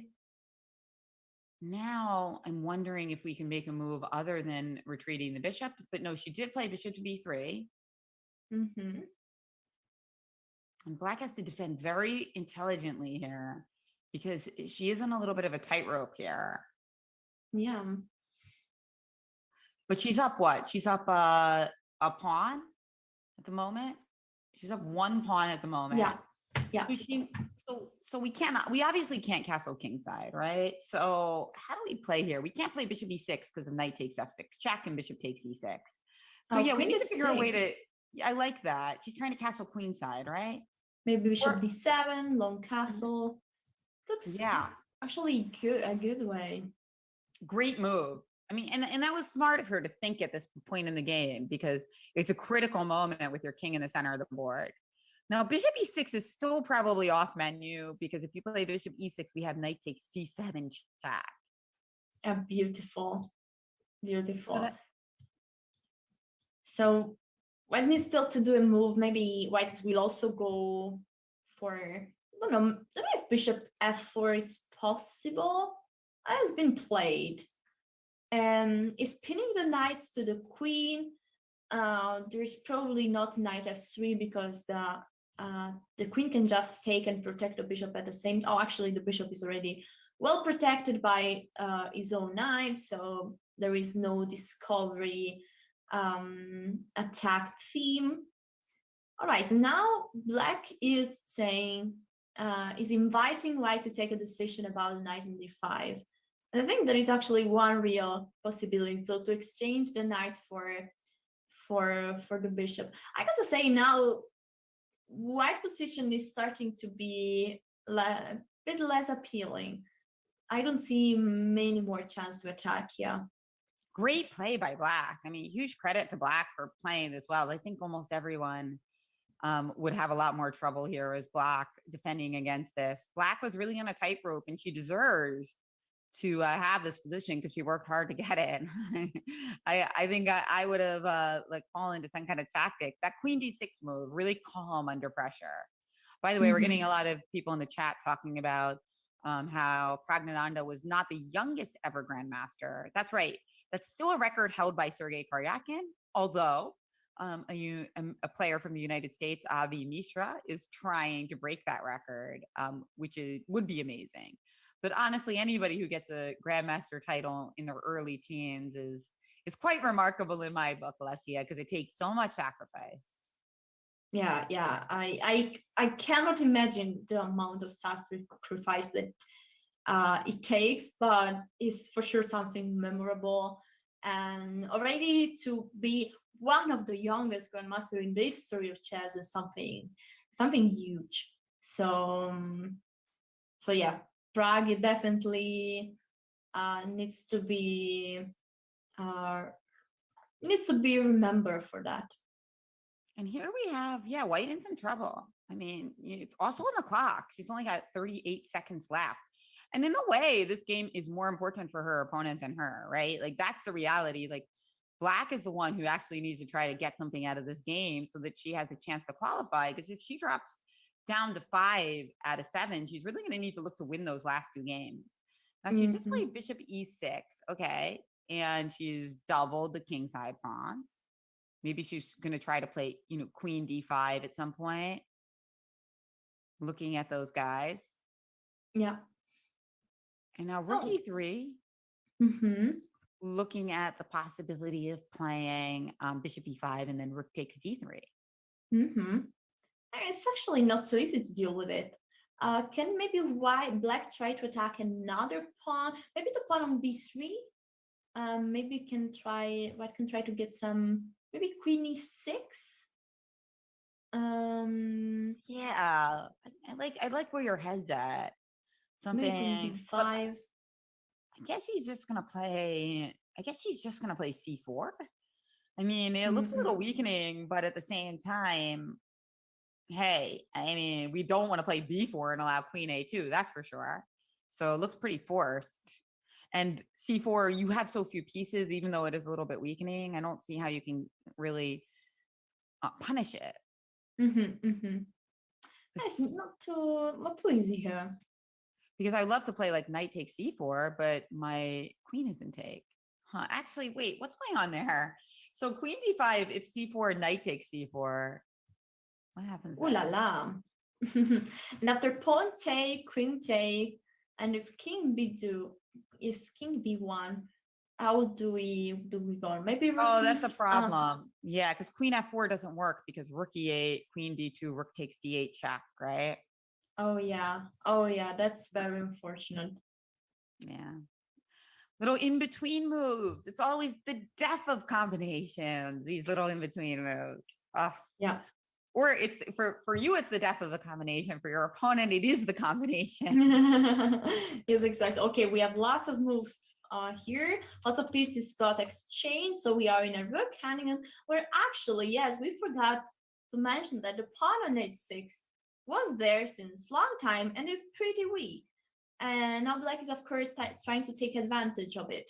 Of course, black didn't want to change the pawn on h6 for the pawn on f6 because the pawn on f6 can just be pushed and the pawn on h6 will always be weak. And so now black is playing this rook hanging with an extra pawn, even if the white king is getting pretty active. So it might be that white has good chances to make a draw here. Oh, yeah. You can catch up with the players as they've made a number of moves. Yeah, actually, right now the position is equal. White with the active king, and this game shows how important it is to bring the king into the action during an endgame. Okay, this can get tricky again. Black with the active king again managed to win a pawn. Let's take a look at another game. This one looks like it's headed towards a draw. Agras versus Plamauka is a crazy game. Interesting material imbalance here. A rook and a knight for a queen, but 24 seconds left for Ina. This is going to be huge. She's going to climb up to 6 points, and she would probably be one of the lower rated players if she were to qualify. All the time. And there it is. She did it. Ina Agras. Great job so far, climbing up to 6 points. Wow. Impressive. I mean, she was probably ranked in the bottom half of the field going in, so that's really impressive. I think we don't have lots of game still going on, so let's open up. We have here Anna Maya with the black pieces, lots of pawn to be pushed. I think here black can enjoy and try to bring one pawn to be a queen. Yes, now 2 pawns are there, and there is no way to stop both, so black is just winning here. Good job. Last time you went into one of Anna's games, she was just about to lose. So you brought her better luck this time. Nice. All right, this is a famous position that we absolutely need to know. Black needs to make a draw here. It's not really a feel. Okay, now it's very similar. Okay, now it's a clear draw, so we can move on. It was a fielder position where you have to go, where you have to give lots of check to the king, and you got a good. Okay, what happened board 1? I think it was it a draw? And we were expecting a draw. Let's just double check and see that's indeed what happened. No, it's not. Doesn't look like it. It looks like white had won that game, and now Vaishali and Elegance Reichs are both on 6 out of 7, along with Inna, flawless fighter, Ellie Pates, and that's it, right? So 5 players on 6 out of 7. Wow. Wow, impressive. I don't know why the players are still playing this game. And that's Harika Dronovali. So she was actually playing against her Olympic teammate, right? Mm-hmm. Yeah. Oh, and it looks like we've got some announcements coming up as we look to enter the final 2 rounds. And we've got to plug here the crypto champs, which are coming up June 12th to 13th. And those are going to be hosted by Alexandra Botes and Danny Wrench. So put that on your calendar. Yeah. That will be an exciting event. I'm also looking forward. It's a novelty for the chess world. So let's see. Well, okay, this game is still going on, but I think we can pretty comfortably. We can choose not to analyze it. Yeah, so seriously, I think so. What's a better move here? King F3 or King G3? This one is going to be a draw, guys. But what they're doing actually is giving the rest of the players a little bit of a break. Yeah. Sometimes that can be good for the other players, as it is an exhausting schedule here. There's a lot of intensity in these games. Yeah, I agree. And speaking of break, I think that they might have another quick break here. As we, the cool thing about these events is that fair play is actually checked during the event. So, sometimes if you're playing a tournament that's not officially sponsored by chess.com, the fair play might take place the next day. So that's really cool because that's why we can do the knockout immediately after the preliminary stage. So I guess we are going in another short break. And as Jen said, we are also going to have some quick control just to make sure that everything runs as it should.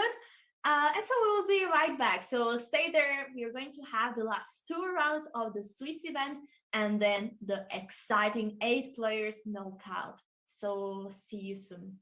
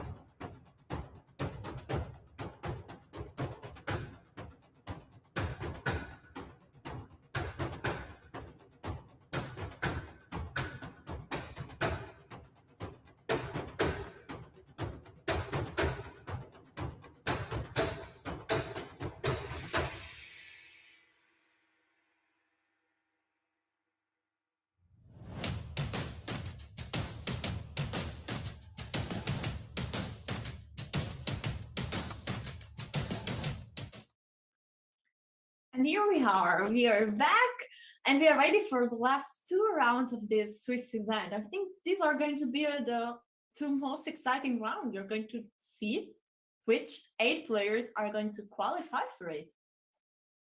Absolutely, Alessia. I can't wait because then we're going to have these players face off in a knockout format. So we're going to start with a bracket of 8, and then we're going to get 4 to, and we are going to finally crown our qualifier of the day. But before that, we have to find out who qualifies into those games. And right now, it's very tight at the top. We've got 5 players with 6 out of 7. So will they hold on to their standings? And they're going to be looking to join some players who were invited in advance. So they're going to be looking to enjoy that spot into the main bracket with over $60,000 in prizes. And here are our invited players. We've got Humpy Kaneru, Katerina Lano, Muzichuk, Letinier, Kostenyuk, Stefanova, and Krosh. And that is Anna Muzichuk. As Yeah, of course, they are 2 sisters, Maria and Anna, who are both extremely strong players. But maybe we'll see Maria in some of these qualifiers. Yeah, it's gonna. I think. Yeah, Maria didn't play today, but maybe one of the next could be, and or maybe she doesn't. She prefers to focus on classical chess. Might be also a choice. By the way, do you think that the player with 6 out of 7 are going to qualify to the knockout event? Because it feels like they need just 1 point, so 1 out of 2. So they have pretty good chances here. Pretty good chances, but I think at least one of them might not, because something, they could lose 2 games, they could get half a point out of 2. The one who's probably at most risk, I would say, is Ina Agrest, because she's going to get paired up both games, regardless of how she does in this game. So she's playing Vaishali right now. But even if she loses this game, and there's nothing wrong with her position. I'm just saying, like, if for some reason she were to lose this game, she would play up next round as well. So she's the one, maybe we could take a look at her game and see, because it's always nice to follow an underdog story here. As she came into the event seated in the middle of the pack. So that probably means she was seated about 50th. But here she is fighting for one of those spots. Vaishali, I think, has really the Sicilian Nimzowitsch variation as a weapon for this tournament. And again, e5 has not been played, but knight c3, that is considered a bit more calm move instead of e5 that wants to try to exploit the fact that the knight should not get to f6 because can be immediately pushed away by the pawn. And it could easily transpose, right? Like black could play d6 and it could transpose, but instead she's played d5, which she's been doing in this tournament. And then after the opening, both player castle on the king's side, as a couple of pieces got exchanged, and I would get this position where actually I like black position. There is that annoying knight on d4 that is controlling lots of square, and white is fighting with a bit of few space.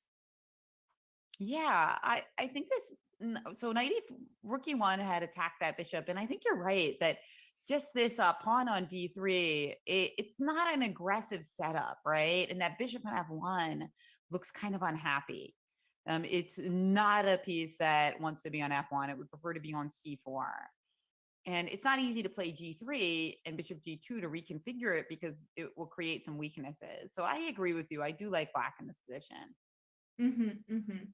And by the way, c3, knight e6 are now on the board, and now we create some other problems because d3 could become a weakness. I agree. It's like much easier to play for white, a bit more space. Also, a concrete idea against this 3 pawn right now. Maybe bishop c6 will come at one point. B6 first, of course, because you need to protect the c5 pawn. I like black position, but maybe we can move on to another game right now. Let's go board 2. Of course, we have very direct match. Elegance against flawless, both player with 6 out of 7. As you said, probably it's hard that all the 5 players with 6 out of 7 right now will manage to get to 7 out of 9, which probably would mean qualification. Yeah. This puts you in a messy position. Lots of pieces. Feels really appealing for black because I'm like looking at that juicy C3 square. I mean, she can't occupy it quite yet, right? Knight C3, it looks like you can play. We can consider it already, but I'm not sure she wants to do it quite now. But I do like black's activity here, and that pawn on B4 could become very dangerous. And she did play Knight C3 right away. For some reason, I thought this might be jumping the gun because Bishop C3, Pawn C3, Queen C3. I'm not sure you have any amazing double attack there. Or discovered attack rather. But okay, she played Knight C6 instead. Maybe that was even better. Threatening all sorts of ideas like just taking on C3 and now there's no pin on the queen. It's cool that the pawn on B4 looked like reversed. So the white pawn was in front of the black pawn. It looked like something probably was an exchange from the A or C file to the B file. At the first, it was a bit confusing to see the pawns like that. And now, yeah, as you said, bishop takes C3, queen C3 is on the board. And now there is not even a discovery attack with the bishop because the knight is on C6. Also, white cannot just take the pawn on B5 because now the bishop on C5 is under attack. So will white be able to consolidate the extra pawn?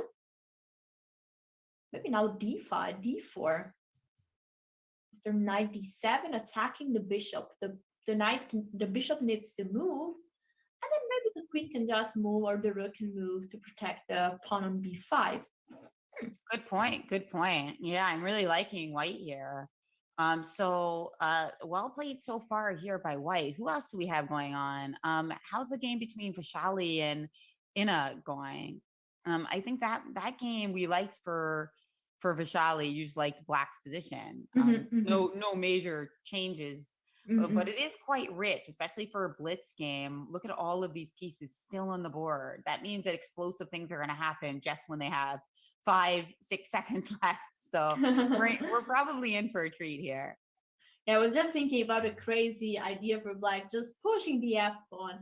No way. F5, F4, F3, trying to go for this attack. Maybe black doesn't need to push so much, but it came from my heart. So I mean, I think the only problem is that knight on E6, right? So even after F5, I could play a move like bishop takes H6 and pick up a pawn because the E6 knight is currently unprotected.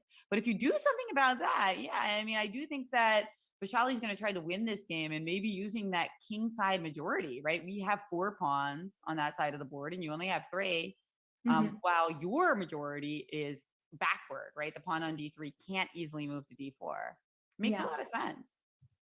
Let's see. The rook was moved to B8, so far away from the king side. Oh, now we have a knight jumping to F4. Knight F4 played, and then I think queen C2 is on the board. Yeah. And you see these rooks are now doubling, but okay, they're doubling, but what exactly are they going to do? If we play rook A7, black does have rook B7. So far, there's no clear threat. Maybe you are threatening like rook A7, rook B7, bishop B7, knight B6. So it could be an overstatement that there's no threat at all. B5 played. Yeah, now the knight needs to find a square. And maybe knight A5? Yeah, maybe the knight then can come back on B3. Oh, I like rook A7. Yeah, she throws in rook A7, and now that's forcing rook B7. But compared to the line that I was looking at, the cool thing is that there's no pawn on B6 to capture, right? So that was probably why Vaishali played B5. And now knight A5, bishop D5 are on the board. And what's going on here? Let's see. Can we play C4 or something here? C4. I'm trying to at some point get my bishop on F1 involved in the action, right? And I figure if I trade, I'm getting a little bit closer to using it at some point. So this happened, by the way. It takes twice on C4. Now, where does that bishop on A8 go? Went to E6. Yeah, even if now the bishop on g7 got active, is on a very strong diagonal, and white needs to struggle in order to create a pass pawn on the queen side, because it won't be so easy to push the b pawn. Now those bishops are getting some good coordination, are attacking the queen. The queen is running a bit out of squares. I think there is just queen c1. Bishop d3 is not possible because there are 3 of the black pieces looking at that point. So yeah, I really like black position. Not especially for the structure, because I think that black is not doing so much with the majority on the king side right now, but for the activity, the pieces are active, playing, putting pressure on black, and this is very hard to deal with in a blitz game. Totally agree with that, Alessia. I think that in the blitz game, the coordination of white's pieces are weaker, and that's going to really show. That loose knight on b3, you know, even the rook on b5. Like, there's some cool things about it, but also could become problematic. So h5 played, though. Look at this. Vaishali just trying to stick a pawn onto h4. She's trying to gain time on the clock by playing non-committal moves that gain her a little bit of space. That's actually pretty smart. But Anna's hanging in there and trying to do just the same thing. Okay, the pawn on b2 has fallen, but knight c5 is now in the air. So Anna wins that pawn right back. Yeah, wow. And now everything changed, because now it's white with the bishop pair, and now there is a pass pawn on c4. So suddenly, I think that's easier for white to play right now. There is pass pawn, can be pushed. Also, the pawn on h4 might become a target. Oh, no. And look at her. Oh, no. She ran out of time. I saw that she had a red bar. So it seemed like her internet failed. And now Vaishali is potentially in the ropes. I hope that she can get a stable internet connection for the last round. You know, you really don't like to see a player go down like that. I do agree white would have been a little better. It probably would have been a draw. But let's hope that she can stabilize her situation and qualify. Meanwhile, big shout out to Ina Agres, because she was rated in the second half of the field, and she is now looking very pretty to qualify. So good job, Ina. Congratulations. I mean, really, it's nice to see a player that has a much lower rating than all the other players in the top 10 that is now fighting, is leading the tournament right now. So congratulations. Also, a shout out to Elizabeth Paez, that is leading also with 7 out of 8. She just won this game. Now the rook is attacking the queen, and that's why black had to resign. So let's move to the last games. One of the last game going on. Ooh, we have this opposite color bishop endgame. But it seems that the two pawns are too advanced. And so here, mostly here, white, would need to block the pawn on the black squares. And so to create a blockade on the white squares with the bishop and king. So for example, if the push on f2 would probably be a draw suddenly. But with the pawns like this should be, with a bit of technique, should be winning. Yeah, king on f2 and then e2. Yeah, and then you won't be able to sacrifice your bishop anymore for the pawn, which was your whole drawing idea. And now, flawless fighter taking that down. Harika is going to need to win her last game in order to find herself in those qualifiers. So we got round 9. We're in the last round. Now, this is interesting. Where should we go? I actually feel like we should maybe go to some of the slightly lower boards, because that's where the action is going to really be happening. People fighting for their spots. You might want to take a look at Aya, because if the tournament ended right now, she would actually make it into that play. So that is very exciting. Speaking of underdog story.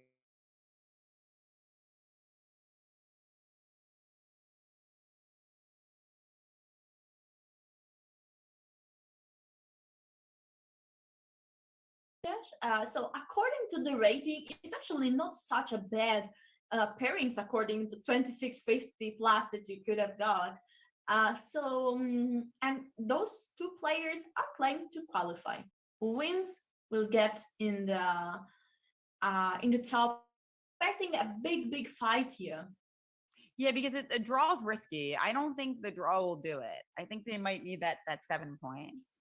I don't Like a think draw, because you're hoping that a lot of things go your way, and I think that they're both be playing some very fighting chess. Mhm. So Anna Maya's one game like that. Another game like that, I believe, is the one between Kiran Minashi and FH 2411. I think they're in a very similar situation where both of them need to get that win to qualify for the spot. Now, Yeah. Vaishali, the good news is it does seem that her internet has stabilized, Oh yeah. and she is currently playing a wild game. Oh boy, we should look at this one. This one's fun. It's the pawn on the king side. I don't see that. This is another Najdorf. We saw her play this earlier. She played a Najdorf with F4 and move 6, which seems to be her opening. Mhm. And then after knight F3, knight D7, which deviated from our other game where I think our opponent played knight C6, not knight D7. She played the move G4, sacrificing a pawn. And I Seems get like it. a blitz preparation line, perfect for blitz. And then knight G4, or maybe this was the same as the other game, but instead of G4, she had taken on E5 in that game. In this game, she's a little afraid that 6.5 won't do it. So she feels like she does not want to trade queens, and she's going for this this crazy line. Let's see. Let's catch up with the players. Queen E2. And this is our current position where her opponent, Sarah Black Panther, who's BB from Kazakhstan, is down almost a minute on the clock as she figures out what to do here. Should she castle? Of course, I can think Vaishali is going to castle queenside then. Mm-hmm. Yeah, after short castle, I really like white position. Even if white is down, how many pawns? Just one actually. But after rook G, long castle, rook G1 gets such an easy way to really put serious pressure on the black king that I would never want to be black on in this position. Okay, knight E5. Sacking a pawn back, saying, you can have this pawn back, but you won't be able to castle queenside anymore if you take it, right? That's Vaishali's dream. She wants to castle queenside. So if she takes twice on E5, then the queen on D8 will block us from castling queenside. That said, is it a good move? Could we castle queenside anyway? That's one question. Could we take and then play rook to D1? Take with the bishop and then play. Then king D2 and king C1, forcing the castling. But Vaishali played queenside castles right away, and I love this move. That seems very dangerous, right? Queen C7, stopping the ability for white to just take on E5 and win a pawn. Okay. And probably instead of queen C7, after bishop G4 that is pitting the knight, white can just win a piece on E5. Okay, yeah. So it's not a problem. That's why long castle can be played without any fear. Okay, rook got to G1, attacking the pawn on G7. I really like white position, and knight could jump on G5. Also F7 might be a target. Eventually white could also decide to change the bishop for the knight and then go with the knight on G5 or put a rook on F1. G6 got played. This move makes all the king side even more weak, but maybe black is not considering any more castle there. Yeah, she's trying to play like bishop E6 and then castle queenside. Yeah, I think you might be right about that, because this it looks too dangerous now to castle kingside with everything kind of flying at you. But with the king in the center for a limited amount of time, what will Vaishali do now? How is she going to try to find some way to make something out of this? Knight takes E5 was her choice, and after pawn E5, she's trying to play back to E3, maybe bishop E3, with a simple idea that we're threatening queen F2, forking the knight on B6 and the pawn on F7. I like it. It seems an easy but sneaky move with a big threat, and your black needs to be careful. And I mean, bishop E6 is very dangerous because, we can always take, and then you have these doubled pawns and you can't castle in either direction. And meanwhile, bishop D7 allows the queen F2 move we were just discussing. So she felt like she had no choice, that she had to play bishop e6 to bolster that pawn on f7. Mm-hmm.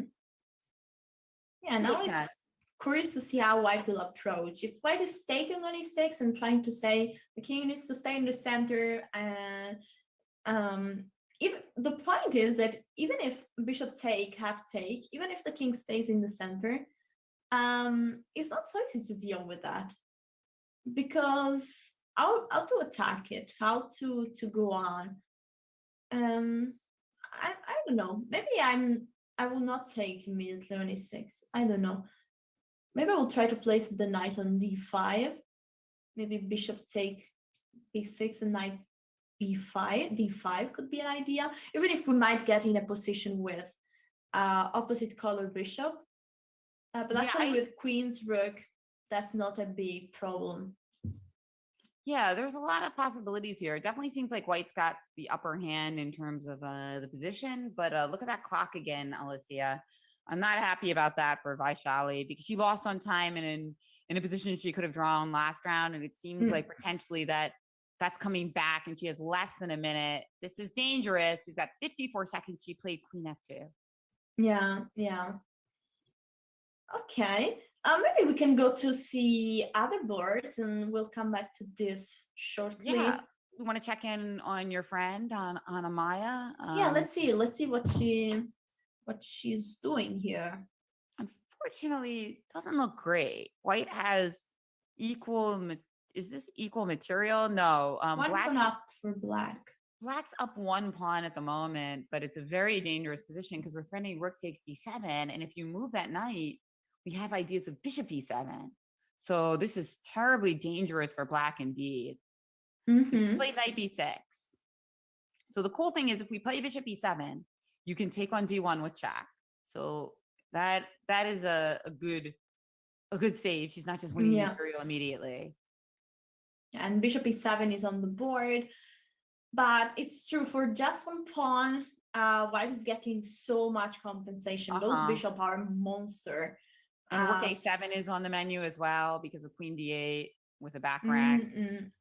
Yeah, so white is going to get back some material, probably bringing home this game.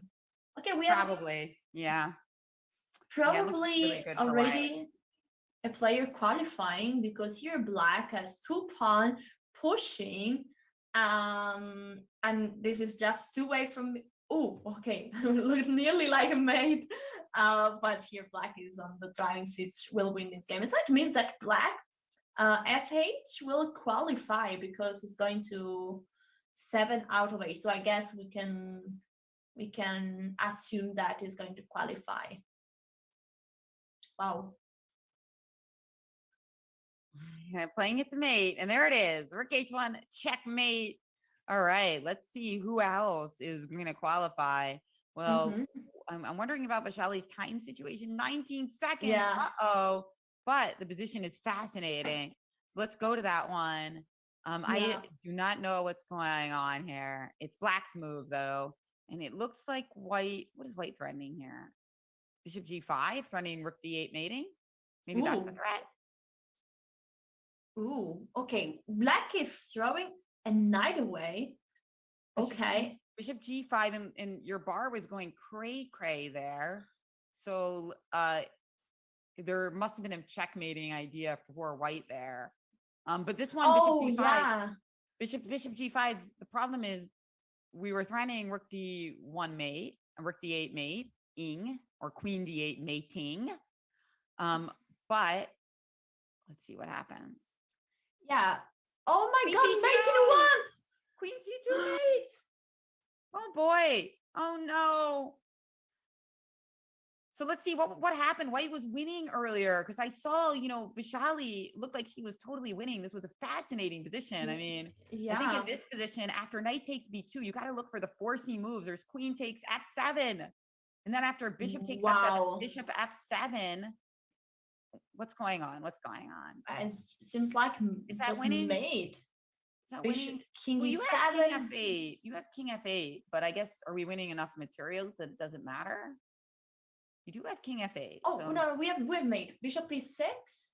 Another is king e8. Yes, just bishop e6, and then you play bishop d7. Beautiful.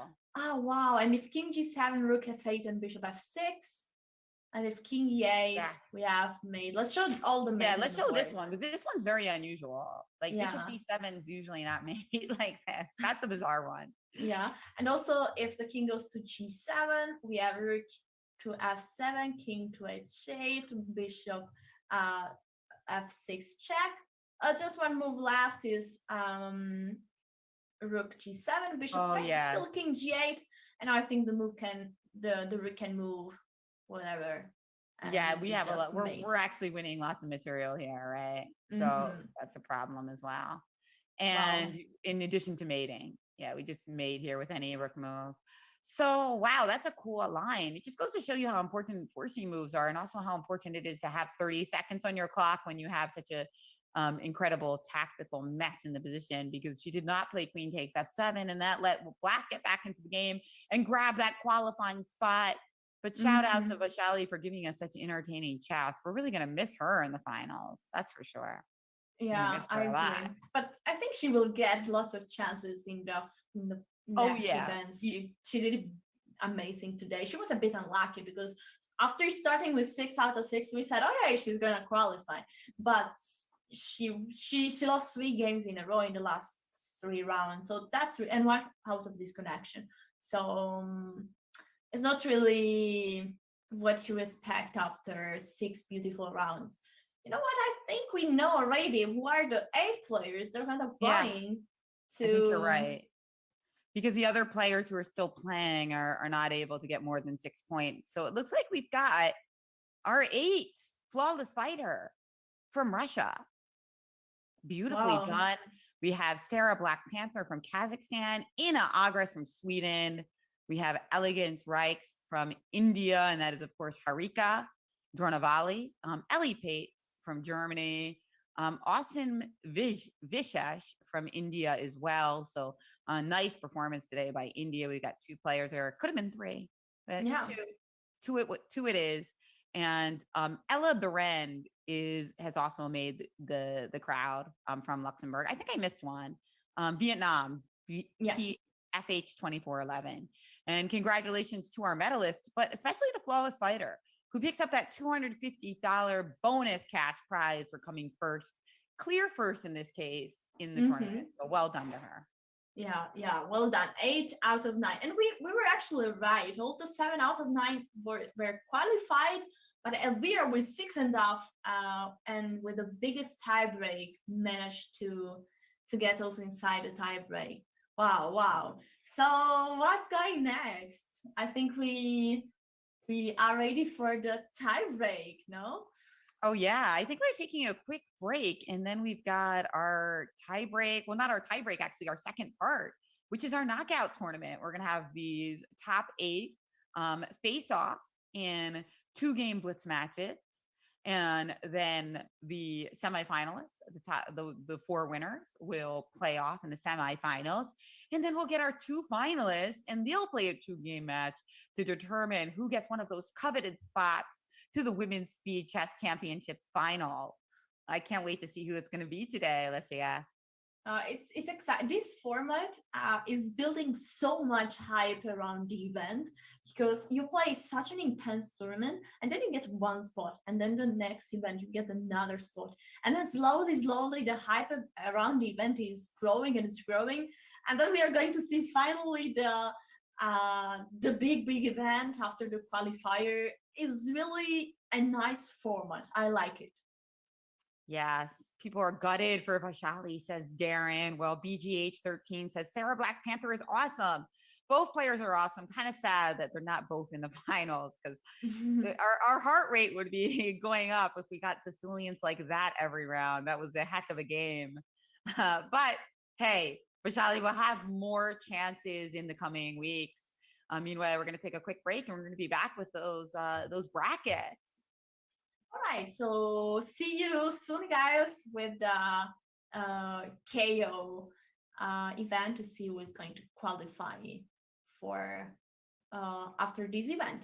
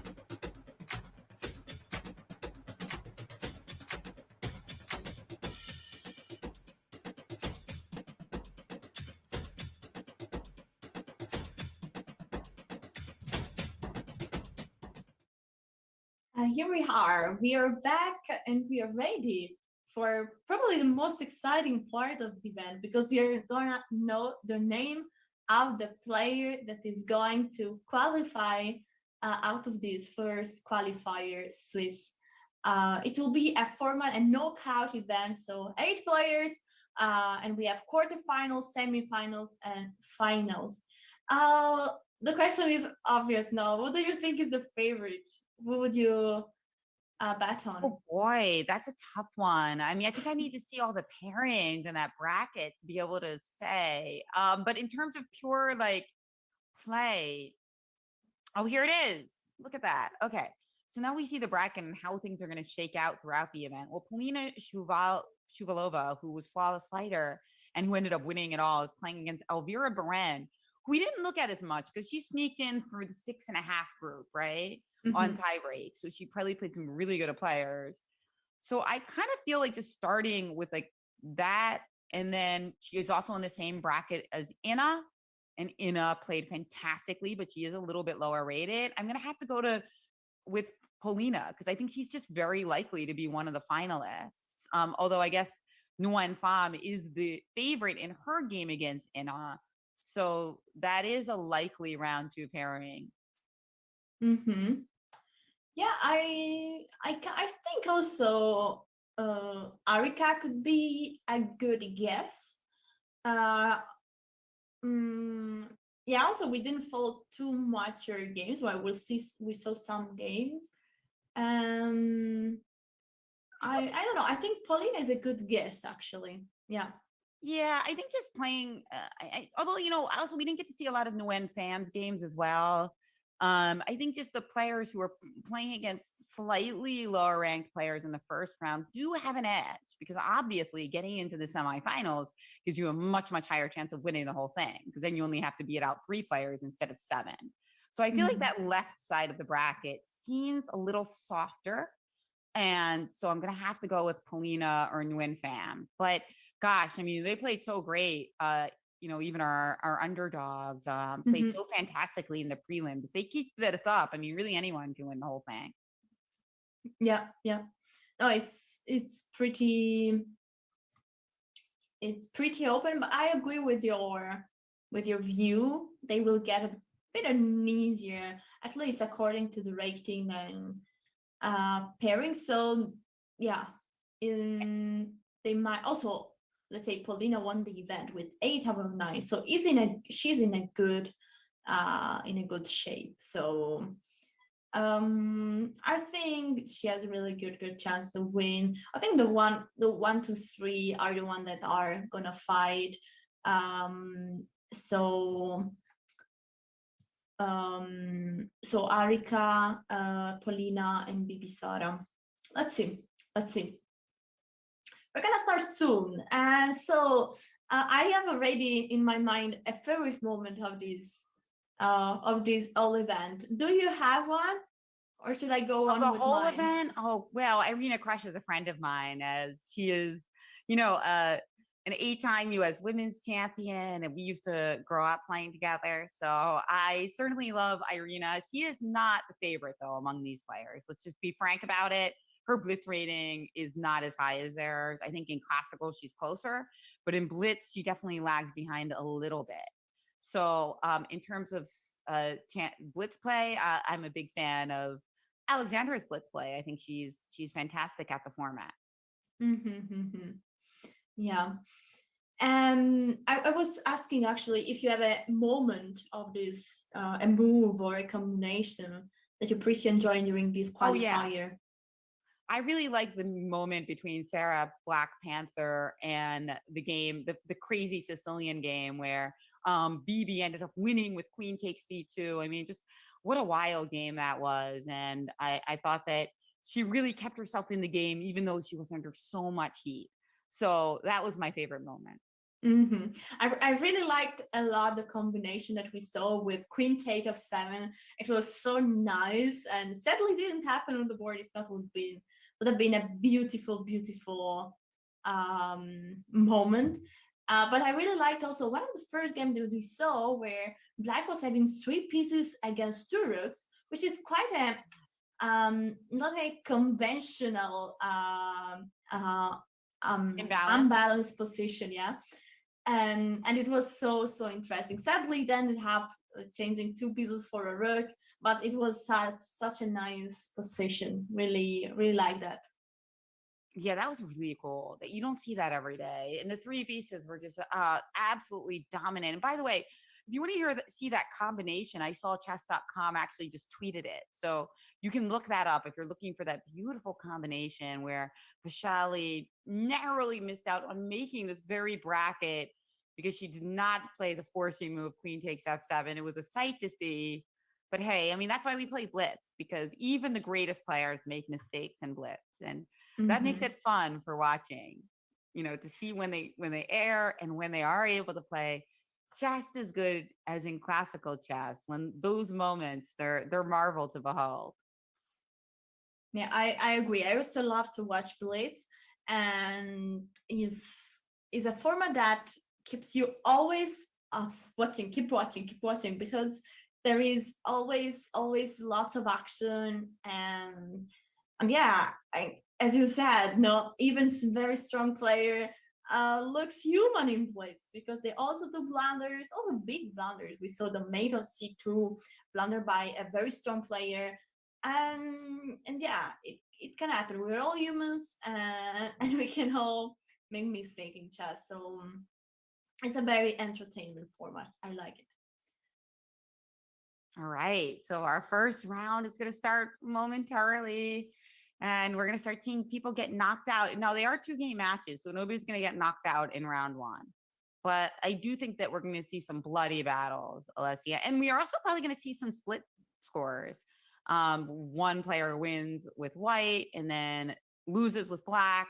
That's a typical thing to happen in these 2-game blitz matches, right? Or the opposite. Sometimes you win with black and then lose with white because the pressure is on once you won a game. So if that happens, we have sudden death tie break. They keep playing until somebody wins the game. Yeah. What do you think about this tie break? It's maybe a bit more fair than an Armageddon, in terms of, because Armageddon is a kind of tie break. It's very exciting, but maybe you might be a bit lucky with the openings or with the color that you choose. But this sudden death is building up so much tension around one single game. And which tiebreak do you prefer? I like this idea. I think it's a good one. I mean, I think that maybe the time control could go down a little bit if they keep drawing, because it could be difficult for the other players who are maybe waiting. But other than that, I think it's a great one. And I think that in this particular competition, we won't see that many draws. But perhaps if it was like the absolute elite players of the world, I might prefer something where it goes from like 5 minutes to 3 minutes to 2 minutes if they keep drawing, right? Yeah, because we see more draws at the very, very highest level, even in blitzmate games, right? But here, I don't think we're going to see that because the players are so fighting. I don't think we're going to see a lot of draws in those sudden death formats. I mean, we barely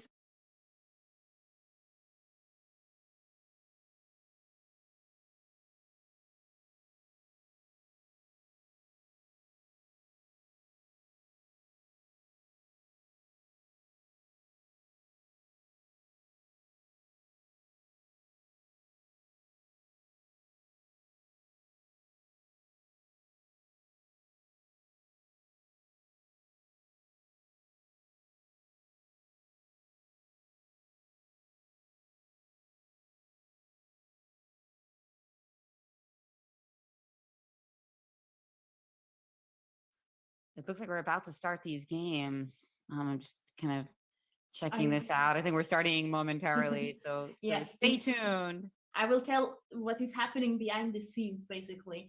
All the players are joining a call, and they're gonna have a double webcam because they need to check all the location from this different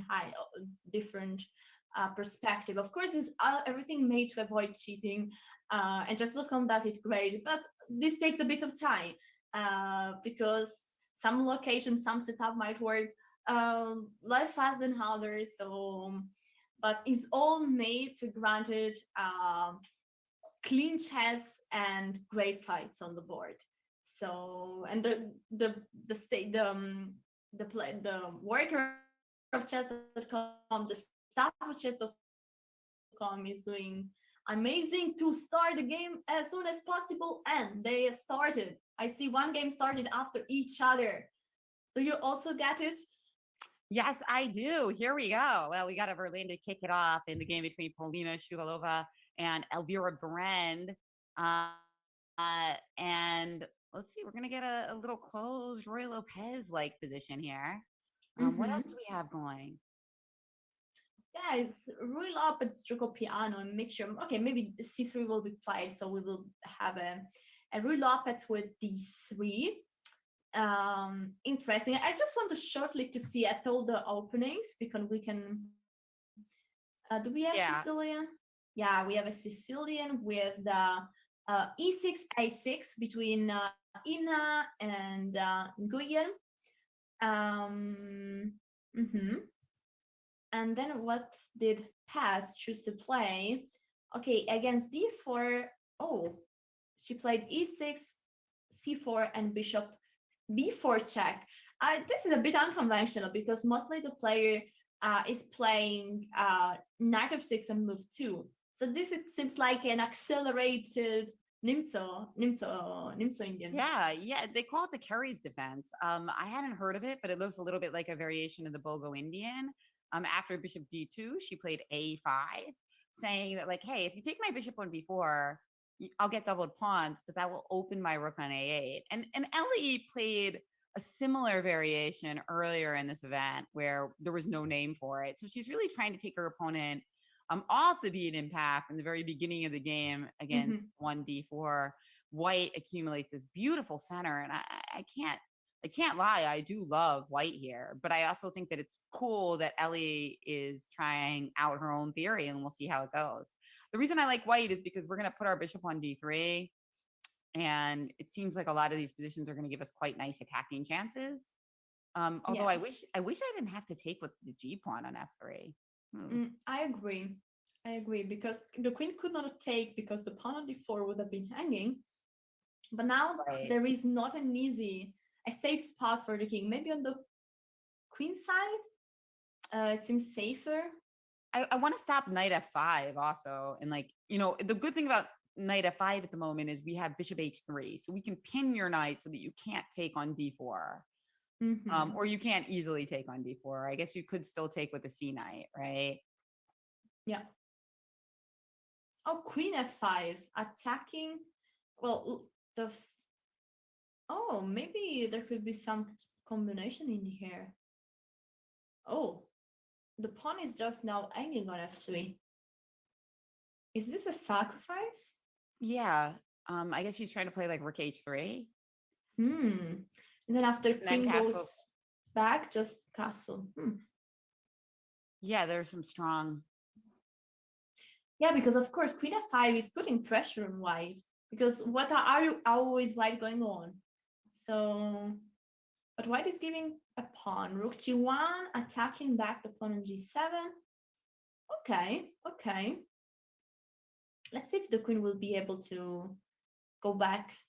Nice compensation, I think, for white, though. So we're down a pawn here, but we've got pressure on the D5 pawn potentially, so you can't easily play knight F5 and try to win my pawn on D4. That's key, and the queen doesn't have that many squares to go to. So here we have bishop E2, and we're going to have to see whether that queen goes to F5 or H3. She chose H3. Okay, looking at the pawn on H4 as well. But now white certainly can castle queenside, right? And there it is. Yeah. If you take that pawn, it would actually be 2 pawns for black, huh? Yeah, but black decided not to take. Maybe rook H1 looked very dangerous. Yeah. There's just like, there really was not a lot of squares there. Okay, but now this position looks, I don't like it because also I did like his 6 at one point. Okay, knight F5 saving a bit, yeah, keeping the queen on d7. If not, the queen had to go to d8, which is not really where you want to put the queen after lots of move. Okay, now there is this annoying pin. The knight on f5 is pretty stable, but cannot be moved. So can white try to play h5, maybe take on g6, put a rook on h1, yeah, trying to put some pressure. Well, we can also consider taking on f5, right? And doubling your pawns and then getting a pathway for our rook, because bishop f5, queen f5, there's knight d5. And she did that. I think that's a good transformation. Oh, she didn't play g takes f5. She allowed knight takes d5 because of the pressure on the d pawn. But now there's this nice in between move, knight e3. Ooh, but is it going to be enough? Because I feel like once the queen moves, aren't we going to have massive pressure on that? Like if I play queen e4 or something, or queen f4. I guess you have rook g4 though. It's really a nice way of black played. It's very structured, I think, giving back a pawn in order to get activity.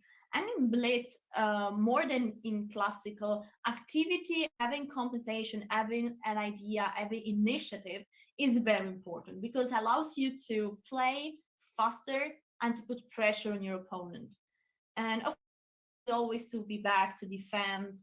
It's easier to make mistakes. So I like this approach by Elizabeth.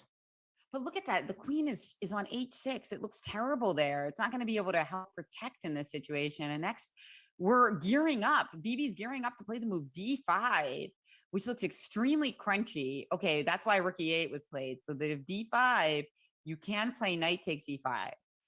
So f4, and there we go. We're trying to play d5 anyway. And this just looks like an avalanche, because the pawn on a5 is going to go down if the knight on c6 has to move. And you can't play b6 because the queen takes c6. What we really need here is we need our queen to be participating in this defense. Yeah. I'm really scared of this massive center of pawn. The threat of d5, maybe eventually d6, looks really... Oh, f5. Okay. Cool move. We can't take that easily on f6. I mean, I guess we could, but it looks... Yeah, but then all the pawn are suddenly weak. It doesn't look like what I wanted. Not at all. And if we just move the rook, the both pawn f4 and h4 will be hanging. Yeah. Right. Okay. So great find there by Ellie Pates here, keeping herself in the fight here as both players go on.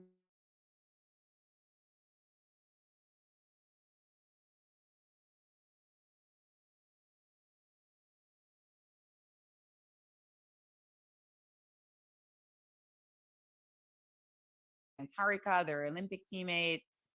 Ina's game is a bit interesting actually as well. If you want to switch, we'll I just wanted to show shortly. Yeah. We just show shortly the position. Yes, here we have Harika against Vantika, and yeah, as you said, it's pretty better for white, but nothing to write, nothing too exciting. But meanwhile, Ina Agrest is got a great attack, and her opponent only has 5 seconds on the clock, so she might be off to an upset. I mean, check out this current position. Oh my God, she just played the move e6. Oh my God, g4, is g4 coming to attack the knight, then maybe queen f3, looking at the f6 pawn? Yeah, g4 looks fantastic. What did she do against g4? Oh, boy, she's played queen d2 instead, though. Something there she didn't like, but this, with 4 seconds left on the clock, how is black going to defend? It's not going to be easy. Yeah, no, it's not going to be easy. I really like the move g4. The move before, yeah, I hear you. Me too. Because now look at that pawn on e6 is a goner, and then she's going to be down. I'm finally going to relax and count the pawns, because right now white is down 1 pawn, right? So queen h6 check, though, king g8, and by some miracle that king on perfectly safe. How does that happen? Yeah, and it's crazy because this can be a big turning point. as You if the bet. pawn on e6 is falling, where is the knight on f7 going? You know what? I think Ina should have thought a little bit longer before getting into this position, because I think she might still win, because only 3 seconds left in this position. It's very, very difficult. But how does she make it kind of juicy? She needs to kind of make it juicy. Rook takes e6. It might just be too easy for black at this point. Also, I once got a suggestion from a grandmaster how to deal with few time when your opponent has really few time, and you should not play just one move at a time, because if not, your opponent is thinking in your time. But would be good to stop for a while, think a couple of combination. You can invest a bit of time, think of a couple of 3 moves, and then put really pressure playing it fast, and the opponent doesn't get any time to assess and to think a little bit. Instead, Ina is playing 1 move at a time, so it's giving the opponent time also to what am I doing here? Good point. I agree. And this queen e2 move looks like a good one. Unfortunately, it's just sad for Ina, because these ideas of queen 8-6 check looked so tempting, but black always had it under control. And now it looks like black's going to win this one. By the way, Ellie Bates did go down in that game, which means she now has to win with the white pieces. But let's stick with the games that are still in the first round. Harika is suddenly up a pawn against Vantika. Oh, let's go to see that. Can she win this game? But her opponent has the bishop in this a pawn. The a pawn, of course, can be very dangerous in endgames. Yeah. But the rook on e5 so well placed at the moment. 0.1. Oh my god, incredible! With so few time, it's impossible to. You need to pre-move and be lucky. And nice c3 move there, though. She was trying to use those little tricks to the end. So okay, we've got a lot of decisive results here. Everybody, they were all decisive, Alessia. So we might not even see a split in the semifinals. Maybe not. Maybe though. We'll have to see how these games shake out, right? We've got Ina playing black. She needs to win against the London. That's going to be tough. We've got Harika playing white, and Harika is very solid with white. I saw her in the Karen's Cup. Alessia, she's very solid with white. It's not going to be easy for Vantika to beat her teammate in this game. And meanwhile, Ellie, the pressure is on for her to win against BB. Can she do it? That one looks like the juiciest so far. Yeah, let's just remind the results, because we didn't have the chance to stay on the board when the game was over. So the winner of the first game are Polina Letao, that won this game against Ina, that was really into big trouble. Then BB and Arika won with the black pieces, right? Yes, Harika won. Exactly. Harika won. And where's Flawless's game? She's Flawless. Did they not start their game yet? That's interesting. Yeah, it seems like maybe they're about to start, because Flawless won the first game, but I don't think they started their second yet. Okay, but we've got plenty of games in progress as Ellie fights here to try to even the score against BB and force a tiebreak. Let's see, can she do it? Well, you're looking at a different game now. Sorry. Yeah. No. This one's also really interesting. No. Let's switch to Ellie against BB. So Ellie took a pawn. Ellie grabbed the pawn, but I guess bishop takes e5 is in there, or at some point, like if not now. She played rook b8 to start. It's funny that the theme is similar to the previous game. One player is giving up a pawn for the initiative, and then the other is giving back the pawn. Yeah, it's pretty funny. Now the rook on b8 is attacking the pawn on b3. But I think that the important theme in this position is that the bishop on g7 might have a chance to take on e5, and then is placed on a very strong diagonal, also putting pressure on the pawn on c3 and eventually on the rook on a1. I agree. Yeah. And there she did. She played bishop takes e5. Those bishops are beautiful. Rook c1 played by Elizabeth, who's trying to keep that little edge in the clock. But I do like black. I mean, all those things you just said about that beautiful bishop on e5. You can't beat it. It's a defensive piece, defending the key squares around the king, but it's also a beautiful piece that's attacking on the king side and the queen side. So I love that bishop. And I think that BB is in good shape here. Remember, she only needs a draw. But you don't go into that mentality, right? Because if you go into that a game like this with that mentality, you can easily lose. Yeah, I agree, because you need to keep fighting. The draw is a small chance. So if you want just to get an even game, you might risk to lose control and then to have to defend another position and eventually lose it. By the way, we've got a Najdorf opening in the game between Elvira Berend and Polina Shuvalova. All right, so let's move there. No, it's not the most exciting Najdorf because they are castled on the same side, but it's a strategically rich one. So the reason this was castles on both sides is that White played this line with bishop e2, which usually involves castling short. And now it's a battle of ideas, right? Yeah, And a lot of it's about that d5 square.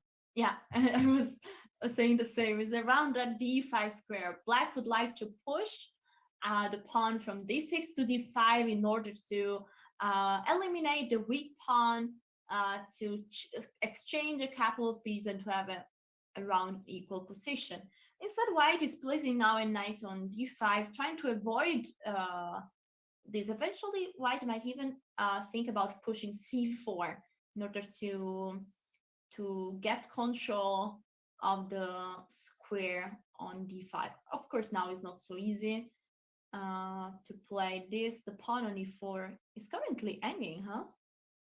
Oh, good point. So knight takes e4 looks risky, but worth trying. I mean, I guess if you play knight e4 and we hit your knight, like with bishop f3, and you play knight f6, we could always take on e7 and then take on d6. Yeah. So you'd have to find another place to retreat your knight, and I don't know if there's a good one. So knight e4, bishop f3 is the potential issue there. Okay, still White can make a move, so maybe White wants. But let's say c4. Let's put the c4 move with the idea of consolidate the knight on d5. Are we going? What if knight take e4? By the way, bishop e3 was played, in which case your question is still very pertinent. So let's take a look at that as well, just in the version that it happened in the game. So bishop e3, your question is knight e4. And by the way, Polina took it. She was not afraid of capturing that pawn. And so my question here was, okay, what about bishop f3? You just have knight takes f3, and then after knight take e7, queen. Okay, knight take. Well, the problem is bishop e3 was maybe not the right move, because earlier all my counterplay against your knight e4 was against your pawn on d6, right? That's true. Yeah, I think that this doesn't look like White necessarily is going to have enough. The knight will retreat, right? I feel like the move f5 here might be good, because even if we don't really want to push the pawn in front of our king, this move, and actually I got played, it's just protecting the knight, and now those two knights are monster. I mean, controlling lots of square, and they're actually dominating the two white bishops. So okay, bishop d3, trying to maybe give up one of the bishops so that we could get rid of that monster on e5. You're right, though. The knights are very impressive, aren't they? Yeah. Now it's a problem now, because White is threatening to take the knight and also to grab a pawn with it. But there might be problem with the queen if the queen is in e4. Maybe bishop take b3 and then knight f3. Sadly, it doesn't work because White can always capture with the pawn, protecting the queen on e4. Let's make a move like h3. Okay, the game went on.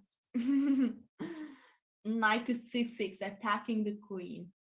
Queen b6 was played, and now black played rook on a to e8. Okay, so she's still up a pawn, is Polina, and she's also up on the clock. Rook a e1, quickly trying to kind of keep some pressure on the e4 knight, h6. That knight on b3, I think, needs to improve its position. I think at some point she's going to want to play knight to d4, knight to d2, try to like get rid of the knight on e4, or, you know, centralize one of the pieces on d4, because it's not doing anything on b3 at the moment. Mm-hmm. And there it goes. The knight goes to d4 now. And we're threatening knight takes c6. So she's going to capture, I think. I mean, it seems like the normal move to make. Yeah, I was shortly taking a look at the other game to see if there is any surprise. I think the game between Arika and Vantika is pretty equal, even if black is trying to get some space on the. Actually, not real, because now that f5, f4 has been played, this pawn on f3 is starting to be very weak, and the bishop behind is quite a sad bishop. So big opportunity here for Vantika. She's only got 30 seconds left. Meanwhile, Bibi went 2-0. She actually won that game against Ellie Pate, so she's clearly into those semifinals. Great job to Bibi, Sarah Black Panther. And who else do we have? And you're mentioning this game, then, is going to be the tension-packed one between the two Indian teammates. Yeah. Let's go back. Because Inna too. Inna's also winning. She's up in exchange. Ooh, so Inna could even the score too. She's up in exchange. It's not easy. She's up in exchange for a pawn. But yeah, we've got to watch on 2 games now that could change things up. All right. Okay, in exchange for 2 pawns, but the pawn on f2 can be a very nice target. Yeah, although you can't use your bishop to defend it. So we definitely need to attack it 3 times to win it. Bishop d4 play, bishop g3, queen e1, and there it is. She's trying to attack it 3 times. What a surprise is Inna. I mean, with this rating, fighting so hard. Wow. Looks like she's going to work. Queen d5, bishop takes f2, king h2. Okay, that was the idea. I couldn't figure it out. Her idea was queen f1, bishop d5. That was White's trick. Okay, that makes sense. Inna's got 40 seconds left and only 5 seconds left for Nguyen Pham. Can't you do it? Okay, is there something better here?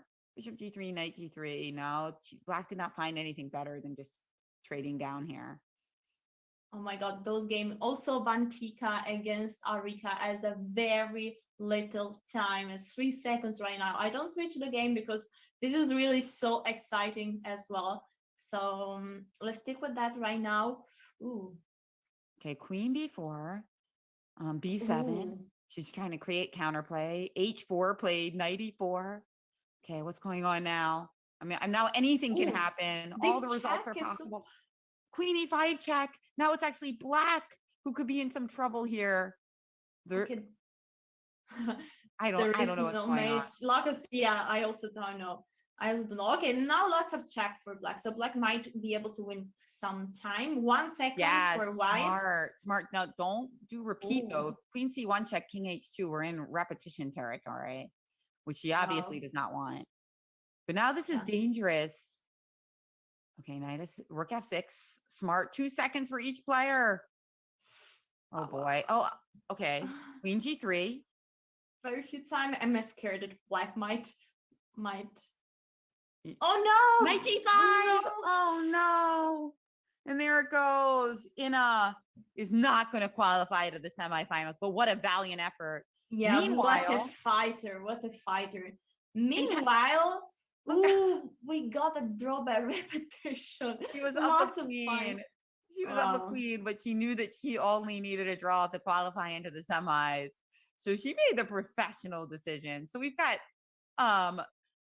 Litao Nguyen Pham as a qualifier to the semis. Bibi is qualified, as is Harika. So the only player yet is Polina. Can she win or draw this game and make it? Well, she's up a couple pawns, so I'd say the answer is yes. Yeah, I agree. I agree. Lots of fun. So it seems like the second game was not changing the result of the first one. So all the players that won the first game will advance to the semi-final. This game is not over, but it seems like Polina will double win again against Elvira. And then we know that I gotta say, a great, con- big congratulations to Inna for putting up such a fight against a very strong player. So sadly, the result is not speaking with that, but she put up a great fight. So I think she should be proud of the battle she did today. Totally agreed, Alessia. I know we've got it. We've got our semifinals getting set up. Can you believe how infrequently these players draw? There were two draws, but they were really like formalities because if Harika and Polina couldn't have advanced on a draw, they would have gone on to win those games most frequently. So to recap, this is Women's Speed Chess Champs presented by chess.com and FIDE, and we are selecting today a finalist for the Women's Speed Chess Champs. There's only one finalist will be determined today. We're in the semifinals, so it's going to be one of these four. Yeah, either Polina. yeah. I think we also have the pairings. I think Arika will be playing against Bibi Sara, and Letao Fan will be playing against Polina. Exactly. So Shuvalova will be playing against Fam and Nguyen Pham, and Bibi against Harika. And wow, what a semifinals matches we have in store for us. I mean, those are going to both be extremely exciting. I did predict in the beginning that Polina had a slightly easier bracket, but I don't know. I mean, her opponent is really playing fantastic, Nguyen Pham, especially in time pressure. She seems to get out of any situation. She gets down to a few seconds and she still fights back. It's really impressive. Although maybe against such a strong player as Polina, she should move a little bit faster so she doesn't have to. But hey, it's worked for her so far, right? Yeah, I agree. All right, so I think we are gonna get ready for the semifinals and come back in really a few seconds. We gotta put the player in our room, in our virtual room, and get ready for the semifinals.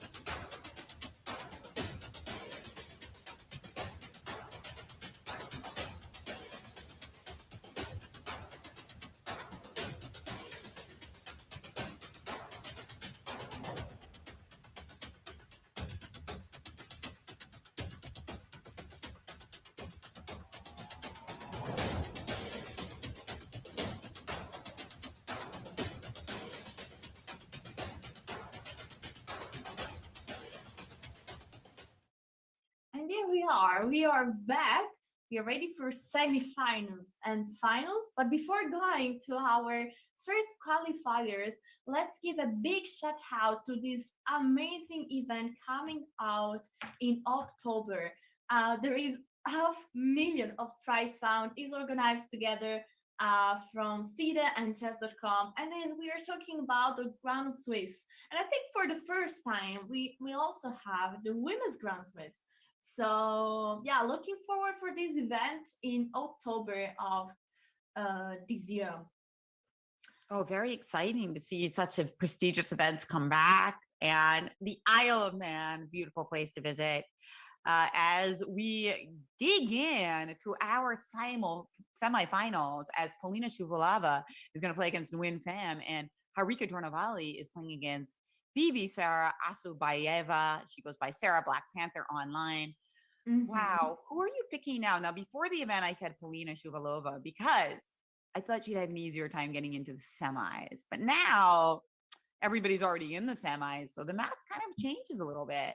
And I think that Bibi and Harika are such fantastic players. Their styles are quite different. Bibi is pretty wild. Harika is more solid. Who do you like in this matchup?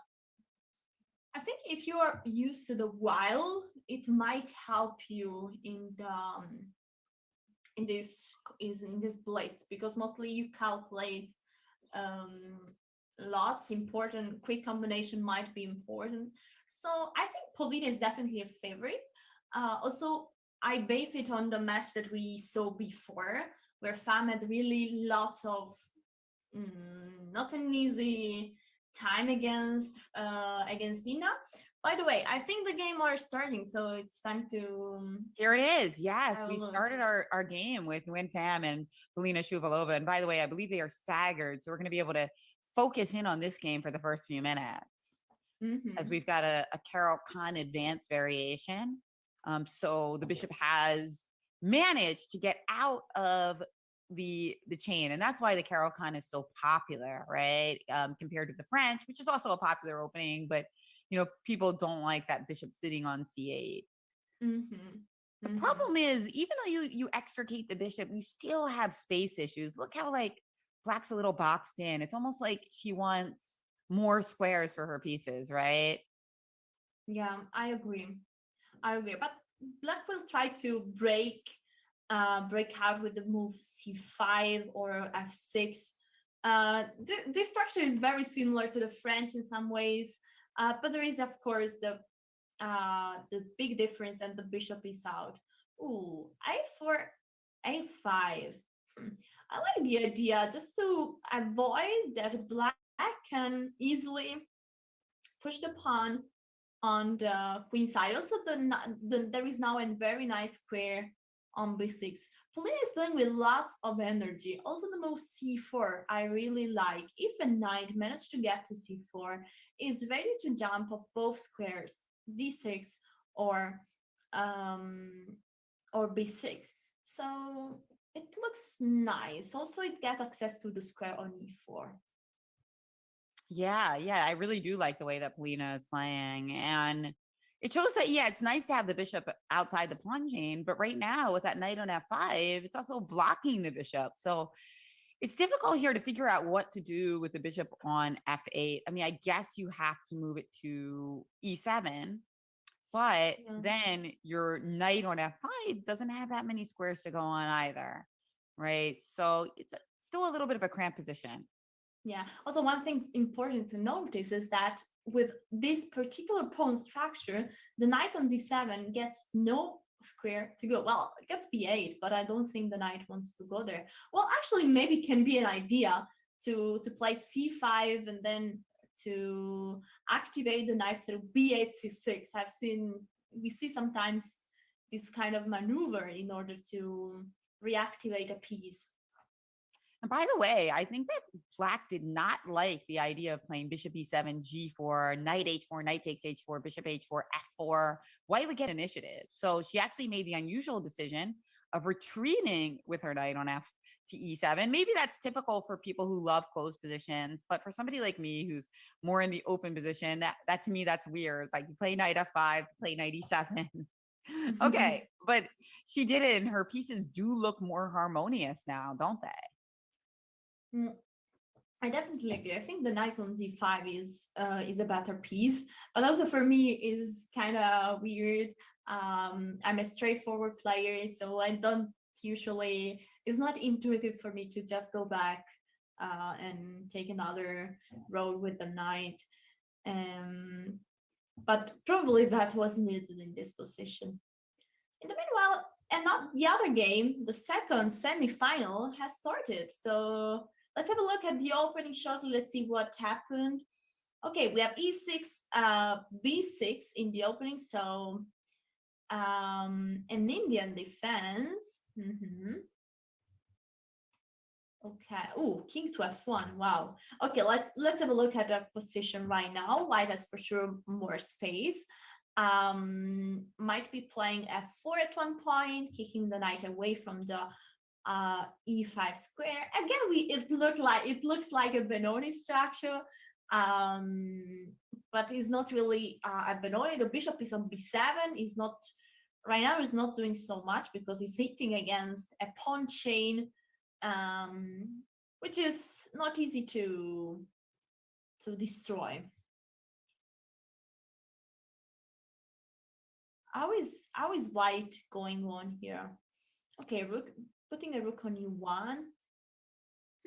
I mean, I like the way Harika played this, and I think she's also playing to her strengths a little bit because if white tries to attack too much here, it could really backfire. With the king on g2. So I think white needs to play a little bit more of a maneuvering game here, and yeah, I think Harika has done pretty well for herself. Knight d3 though, but of course, BB is a very strong player, so she knows how to attack and she knows how to maneuver as well. But black has succeeded in trading off a pair of minor pieces, not too bad since she was a little bit cramped. So that is probably an achievement for her. And now she's playing g6 to put that bishop on the superior square, g7. Also, maybe at one point to push the pawn on e5. This on f5 is pretty typical in the Benoni. They want to attack one of the pawn in order to destroy this pawn chain. Maybe then d5 might get a target. You might open up some files. That can be an idea at some point. Meanwhile, what do we have in the game that now Polina and Nguyen Pham are under the 2.5 minute mark, it looks like, or just about to be. Rook a4 played. So this was one of her ideas when she jammed the a pawn up the board. Then in some situations, maybe she could use her rook laterally. Although that said, I'm not exactly sure what it does because we can't play rook b4. There's tons of pieces protecting that square, and the d4 pawn didn't really need protection. So what's the idea of that move? I don't get it. What do you think the idea is? Honestly, I also don't know. Maybe to control the b4 square. It's not. Maybe I really don't know. It's just to make a move and and not fall behind on time. Maybe that's the idea because. Yeah, to me, it's also it's a bit scary because now you definitely can't play bishop a3 because there's knight c3 forking, right? Yeah. Queen c7 played. Now maybe we'll get a sense of what white is after. Yeah, because it's not so easy to rook c1, putting the rook. I think white is probably your idea is right. White is just trying to play natural move and waiting, because let's say let's face it, when you have more space, for you to go back and forward with pieces is just much more easy than for black. How is black going back and forward with pieces? Well, rook e8, rook d8. This is the only way. Great point, Alessia. And it's funny you said when you have more space, and I thought you were going to say more time. So it's like she has more space and she has more time. So that's a really good thing when you're just maneuvering back and forth. Yeah, it can be a good strategy just to wait, because we'll make mistake. At the end, chess is probably draw if actually we don't know yet. but is around equal with machine, with perfection. But we're human, so sometimes when the position is so close and there is not an easy plan for white, also to maneuver, wait a little bit, putting pressure on the time, on position, on space, on some squares. The d6 square is now accessible for the knight. Could be a good strategy.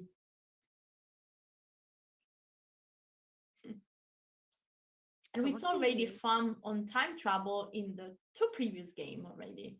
Oh yeah, she plays great in time pressure, but Polina, I can't help it. I still really like Polina here because of the minute-and-a-half edge on the clock, and like you said, the space advantage.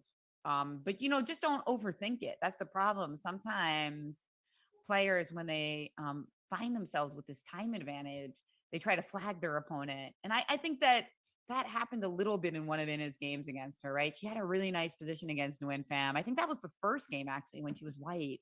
And she had like 2 minutes on the clock, and she just, tried to flag her a little bit, and it backfired. So you got to be really careful. It's so tempting, though. So tempting. Yeah, I definitely agree. And it's not easy. And there are some players that actually use it as a strategy. They are very good in time trouble, and they just want to put the opponent in an uncomfortable situation. Because even if it might sound weird, to play against an opponent that has always 10 seconds or fewer on the clock, it's also psychologically hard for the player with lots of time, because you might there is the big risk that you might start not to focus on moves, but to look at the time, so not be too objective on the moves you're playing. Absolutely. And look at this. Black's playing pretty well here. I mean, look at that. She's going to start fixating with a lot of minor pieces being traded. I think she's going to start fixating, and potentially the queens as well. She's going to start fixating on the weakness on e5. And that could be an issue in the end game. Although I still think it'll probably be pretty equal with queen b4, knight b4. So Polina now, the times are almost even now. She's going under 30 seconds. And I think this game might end up being a crazy time scramble. She's done it. She's taken the queens. Maybe she wants to play rook d6 here and try to get in rook b6. Yeah, this looks interesting. I cannot start to like the black position here, because when the pawn are pushed, they give you space, but in endgame, they might be good, easy target for the opponent. And so now it feels white cannot really attack pawns. Now the rook is also passive on a1. And yeah, white took a pawn here, and now is going so strong with those knights attacking also the pawn on b2, on b3, the bishop on. Wow, that's a big turning point. Now Polina is in time trouble. Oh Whoa. Yeah, and knight c2 was in the position, I think, but maybe it doesn't really matter because she just wants to keep that beautiful knight on b4. Now another one, knight on b4. Look at these knights dance. Can white get any counterplay, perhaps with the well-timed knight c5? Wow, 2 seconds. Oh no, and there it goes. She's lost the rook. She's lost the rook. She's going to lose this game. Must win. Polina Shuvalova is now going to be in a must-win situation with the black pieces. And Nguyen Pham is going to win this easily now. There it is. Black has won the game. She pulled off. Nguyen Pham has pulled off. I would say it's an upset because based on blitz ratings and based on the preliminary performance, Polina was the winner of the Swiss, but they are still really close in rating. And Nguyen Pham is now playing the London, and Polina has the unenviable task of having to beat the London with black only to get a tiebreak. Yeah, I agree. And in the meanwhile, let's switch to the other board. Is also getting in a critical phase. Now black has an extra pawn in this pretty special endgame with rook and the knight, where black has 2 pawns against just 1 pawn for white. I think objectively should be a draw, especially because the knight and the rook are really active, and it's not easy to push the pawn forward for black. Okay, now we see a repetition of position. Is it going to end up in a draw? Yeah, I think so, but maybe not by repetition. Maybe black is going to keep playing a little longer. And I see. the other game's already started though. Since they're Yeah. shuffling pieces and it looks like it's very likely to be a draw. There it is. So they're about to start their second game. Well, meanwhile, let's see what Polina has in mind. I mean, she's not going to do anything too crazy in the beginning. She's just going to play a game. And I mean, honestly, I think this is a good game for her because there aren't that many trades. And, you know, that's what she wants. She just wants a chance to be able to play. Bishop b5 check. What do we do here? Knight d7. Just want to make sure we're holding on to everything. Yeah, that bishop on e7 conveniently stops a piece from coming to g5. We need that. I think I like the white position with the open eve and have file. I have a style where I like to attack, so having open file and missing pointed at weak points is mostly nice. Now a knight might jump to g5. Okay, 6 I like, avoiding the threat of one of the other knight jumping to g5. But still, you know, like the attacking chances here from white definitely feel palpable. I like that f file. I mean, you're getting ready to castle, I guess, but look at this knight d2 move. Rook f2 coming with rook f1, just kind of setting up that pressure on f7. So she's played f5. Wow, that seems so risky, and she played it instantly. Wow. Where is the knight going? Is the knight blocked? No square for the knight. There is no square for the knight, but e6 is hanging with check. Are you telling me we don't have any tricks here? Like knight c5, pawn c5, queen e6 check, rook f7, bishop c4, or rook f5. I mean, there's got to be a good comp there, right? Wow. But actually, black could always play knight takes c5 here if she doesn't want to deal with that. If she doesn't want to deal with that. Yeah. But this is a big question. Pawn takes c5, queen e6 check, rook f7. What's the deal there? And she did. She did it. So what? Bishop c4, you have d5, right? So I don't know about that. A rook takes f5 is the one that really appeals to me, and that is what Nguyen Pham did. Yeah. Okay, now what do you think? Knight f6 or rook f8? Knight f6 was knight f6 on the board. Because now bishop c8 is a threat. Right? Bishop c8 is a threat, so that's cool. And bishop c4 can still be met by d5. Okay, yeah. I mean, this looks good now. Knight f6 seems like it's defending everything, and white only got 2 pawns for the bag. Not enough. Maybe we take on c5 now, and then if pawn takes c5, we have bishop c4. So that would be our third pawn. So I think pawn takes c5 here should be the move. And if pawn takes c5, bishop c8. doesn't bishop c8 work? Because after pawn take, we take the queen and we also attack the rook. Yeah, you're right. I was thinking pawn takes d6 would help us, but you're absolutely right. Bishop takes e6 and you're attacking the rook. So that's why she had to go back to f2. And now white does not have enough compensation for the piece. No. Also, there is a knight g4 in the air. Oh, knight g4 right now. Oh yeah, it's just good. That's a win. This is going to go to tiebreak. Tiebreak time in this game. Ooh. Wow. Yeah, probably it's over. Yeah, I was calculating rook take f7, but black can just take the rook, so it's over. Yeah. Okay, so I think we. So by the way, we're gonna go to a tiebreak in this, and the higher ranked player in the Swiss gets the white pieces. That's how it works, and that makes a lot of sense because you want some competitive advantage for doing so well in the Swiss, as Polina won clear first. So it's gonna be a sudden death situation, and she's gonna get white to start off. If she wins that game, it's over. But hey, I mean, black won both of them in this match, so what does that matter? Yeah. It's going to start pretty soon, I think, this game, the sudden death game. In the meanwhile, we have already the second game of the match, Arika against Bibisara. And yeah, this position looks pretty good for Arika. I mean, she's an exchange up. And there is no pawn to compensate it. So I think it's just Black might get some slight compensation on the e file because the pawn on e2 is right now a target. But after that, I don't see so many problems for white.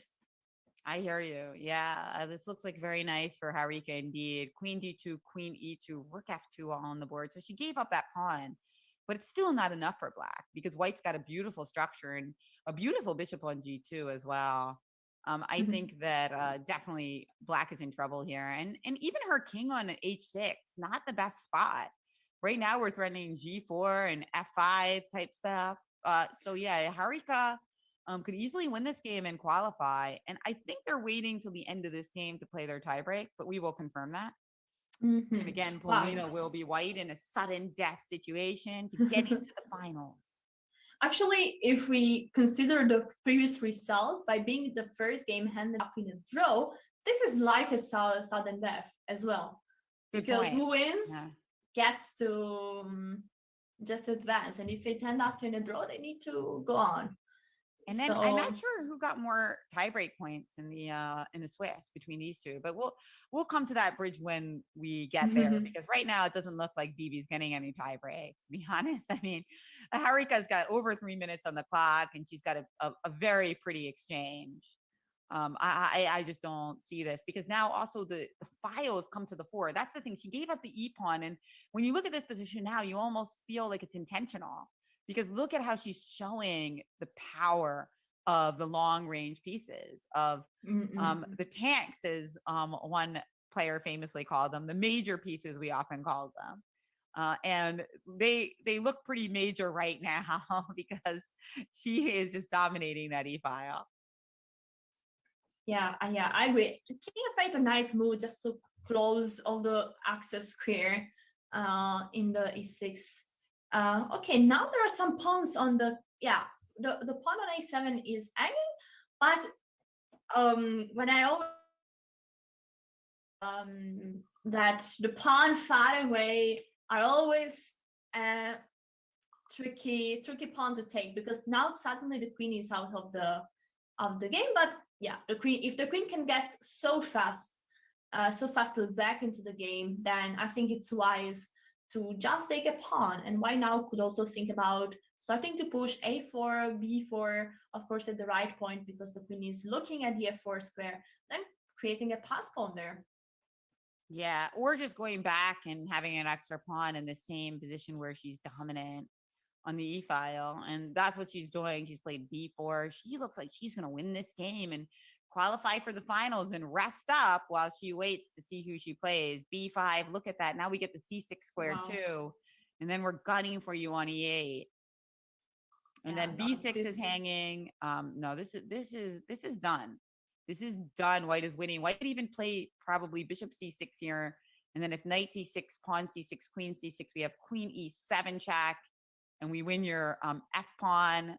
It's ugly. Oh, it's even better. It's mating. It's just mating. Because of king g7, rook e7 check, king h6, and we have a queen h8. And well done, Harika, our first finalist. Harika Tronovalli. And by the way, she went over 2,700 blitz with this win. Wow. Yeah, congratulations. Really cold blood and well done. Bibi Sara is not an easy, is a very strong player. So wow, congrats to our first finalist. Who is she going to challenge? We are going to discover right now because in few seconds the sudden death tiebreak between Polina and Fab is gonna start. So sudden death is a tiebreak where the player who wins the game go on, wins the full match. So there is lots of emphasis on one single game. By the way, I feel like that 2,700 number for Harika is particularly significant because I noticed in the Twitch chat earlier, somebody was talking about the highest ratings of the seeds, the invited players, and they mentioned Alexandra Kostyanyuk, and I think she was the only one.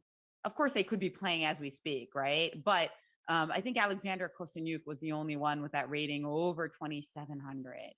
So that puts Harika right there in that club with one of the top seeds from the finals, the main event. Yeah. Oh, it's impressive. It's impressive. Let's see.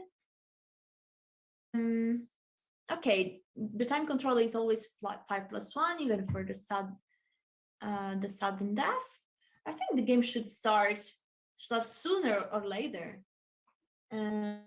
Maybe the players are we have it. E4 C5. There we go. That my favorite opening. And last time, okay, we've got G3 on the board. Okay. And B6. This is a sideline. White is going to avoid all the main line, and is probably going to play C3, knight, rook D1, D4, trying to get control of the center. But it's a playable opening. I think black can easily obtain a more or less fine position.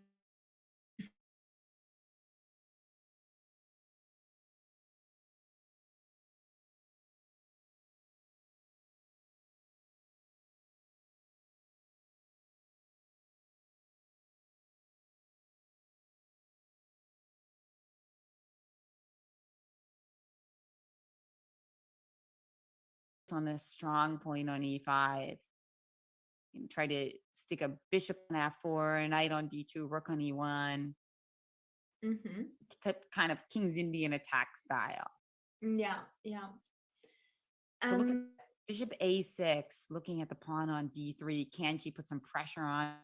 Well, she's gunning for E5, that's for sure. Yeah, the point is that after the bishop is attacking this way, but there is no other piece that can help the bishop. So actually should be pretty fine for white here. And there is a very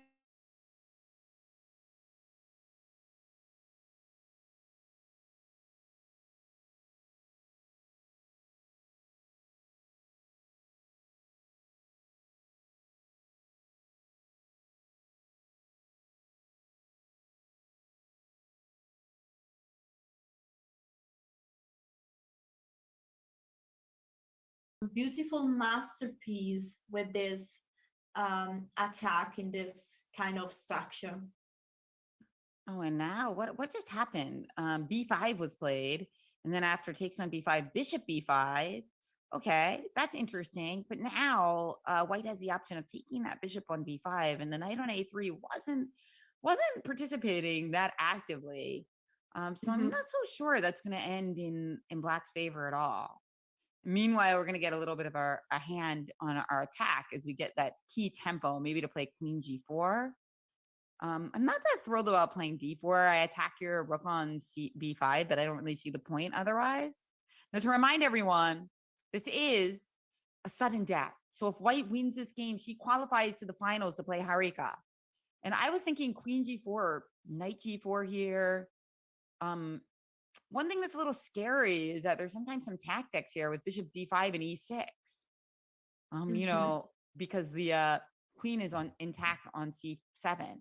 So you have to keep your eye open for those tactics. Like maybe right now. How about right now? Bishop takes What about playing the move C4? You're attacking the rook. I think he's basically forced to take. And then the knight is pinned. So you might be free to go with the queen on G4 without even be scared of the knight taking on E5. She chose none of the above. She played rook A4. She wants to swing that rook. She wants to play something like bishop takes H6 at some point, and then get that rook into the game, into the attack. Very aggressive. But rook B8 played as Nguyen Pham fights back, hitting the B2 pawn. And there she goes. She sacrificed it. Queen E3, allowing rook takes B2. I think she wants to play bishop D5 or bishop H6. She wants to sacrifice more than just B2. I'll tell you that much. Yeah, also H6 looks a possible target, D5, and then E6 looks another possibility. She's going all in, it seems. Heck yeah, why not? Go for it. Bishop takes h6 or bishop d5. It's a tough situation if Polina doesn't win, right? Like a draw is not good for her. Then she has to play another game, and now she's playing with the black pieces.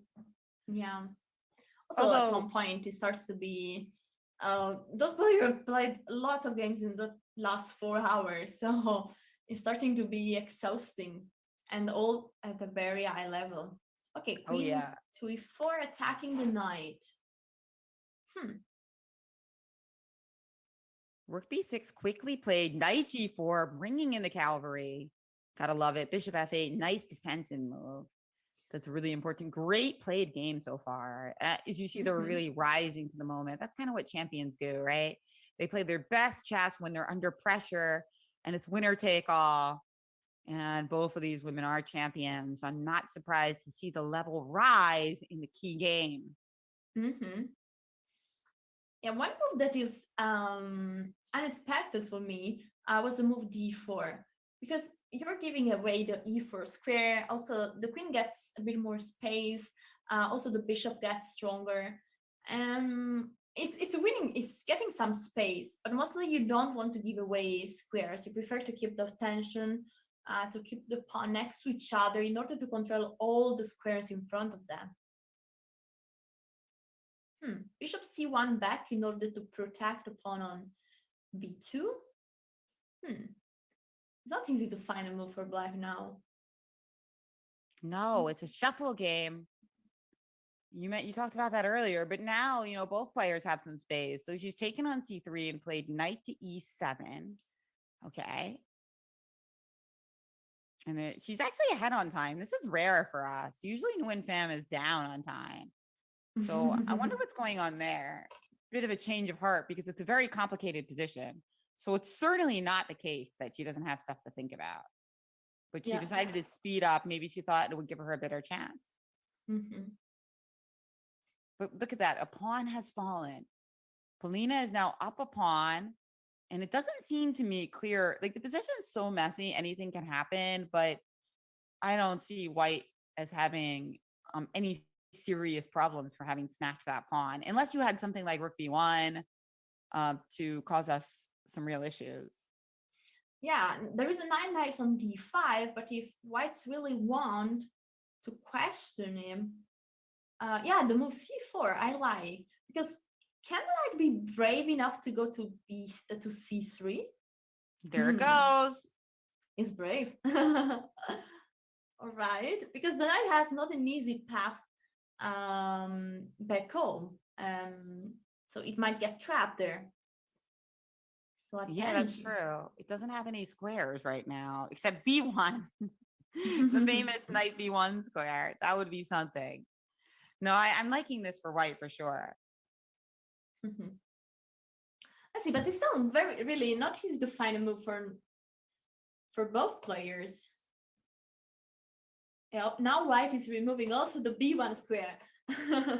There is an idea of probably bishop d2, even if still okay. Now what's happening after bishop d2?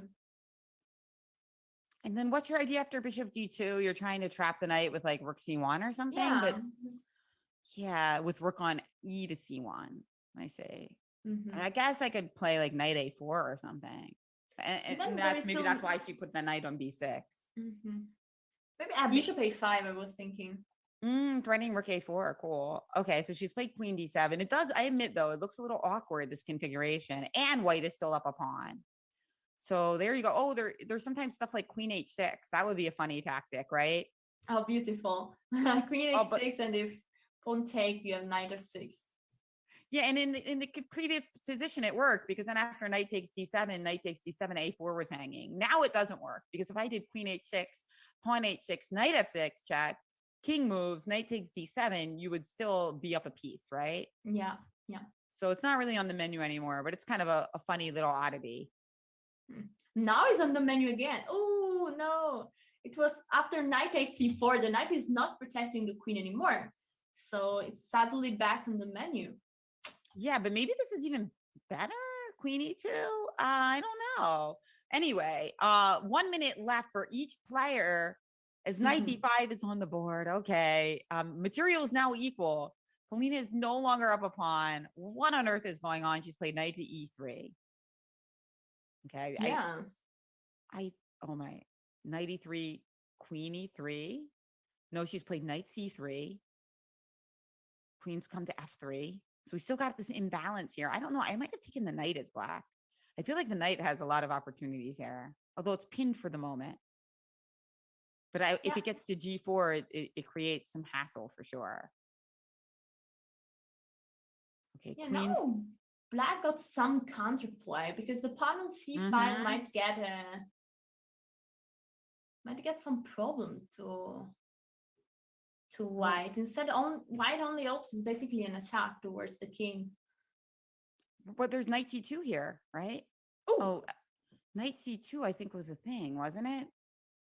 Oh, it looked like a thing. Yeah. Good thing. A good thing for white.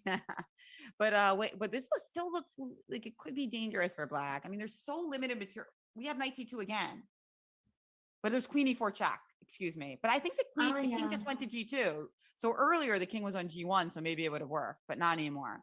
Now king f3 protecting the pawn, but now there would be a check on b3. Yeah, there would be a check on c3. So king f3 looks like a bit of an odd move, I'm not going to lie. But hey, we have knight c2. Now there's queen d3 check, but there's rook d1 to start. Maybe rook d8. 20 seconds left for each player. It's wild. Knight c2 played now. Check, king back to g2. Yeah, that pawn is starting to be annoying. And now it looks like it's black who's trying to win. I don't know who's trying to win. They're both trying to win. That's what we like. They're both trying to win. Absolutely. Knight e3 might attack the knight, but then the knight and the pawn might be pushing. I think black is getting some good coordination here. Now look at protecting. The bishop is coming into the game, protecting the pass pawn. Rook d2 is next. I think black is finding a way. Okay, knight c4 still controlling the d2 square, but now queen to d4. Wow. You said it. That coordination now by black is beautiful. And it's funny how something like queen e3 might have even been good there. But there's no point. She's just playing the more prosaic style. And it looks like Nguyen Pham is going to advance. I mean, she's about to make another queen. Look at it. Wow. 2 queens. Wow, what a performance. What a beautifully played game. I mean, that was one of the best games we've called all day. I really thought Nguyen Pham played quite well in that game. Deserved victory. Yeah, definitely. I'm surprised because she struggled so much the quarterfinal. I'm really surprised about these results. But let's not forget that Pham is a strong international master, and so even if there are some bad, not great games, it's always possible to come back and fight, especially when it gets critical. So we have the final. That's right. We've got the final, and the Nguyen Pham is going to be playing against Harika Dronavali, and such great players. And Nguyen Pham really seemed to have sped up in this last game. She was usually ahead on the clock, so that could change everything as we go to our final 2-game match to see who advances in the Women's Speed Chess Championships. No, I'm so looking forward.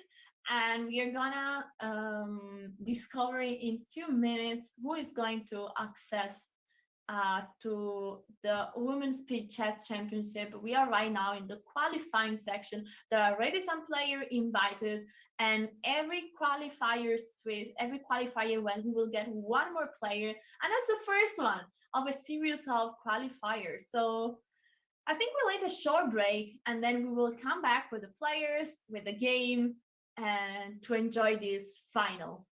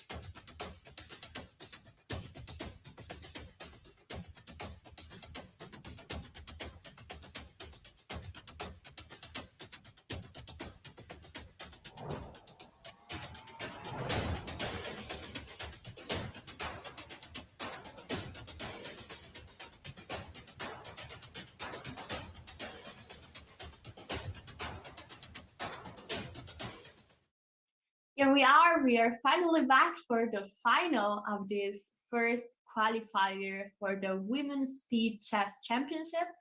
Before going into the final, let's remind everyone that the Arena Kings Season 7 is coming soon. Every Wednesday is right already right now, actually. Every Wednesday till August 4th at 10 a.m.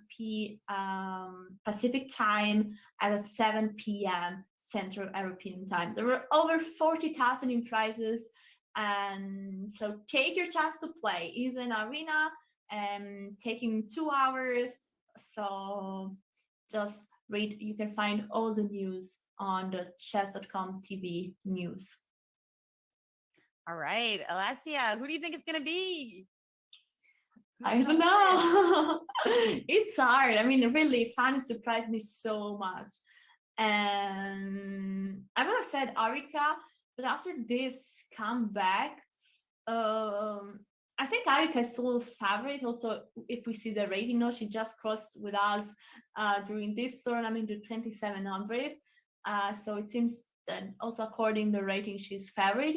But this is not just about chess skills. This is also about psychology, and it also depends how the player are going to deal with the stress that the event creates. What do you think?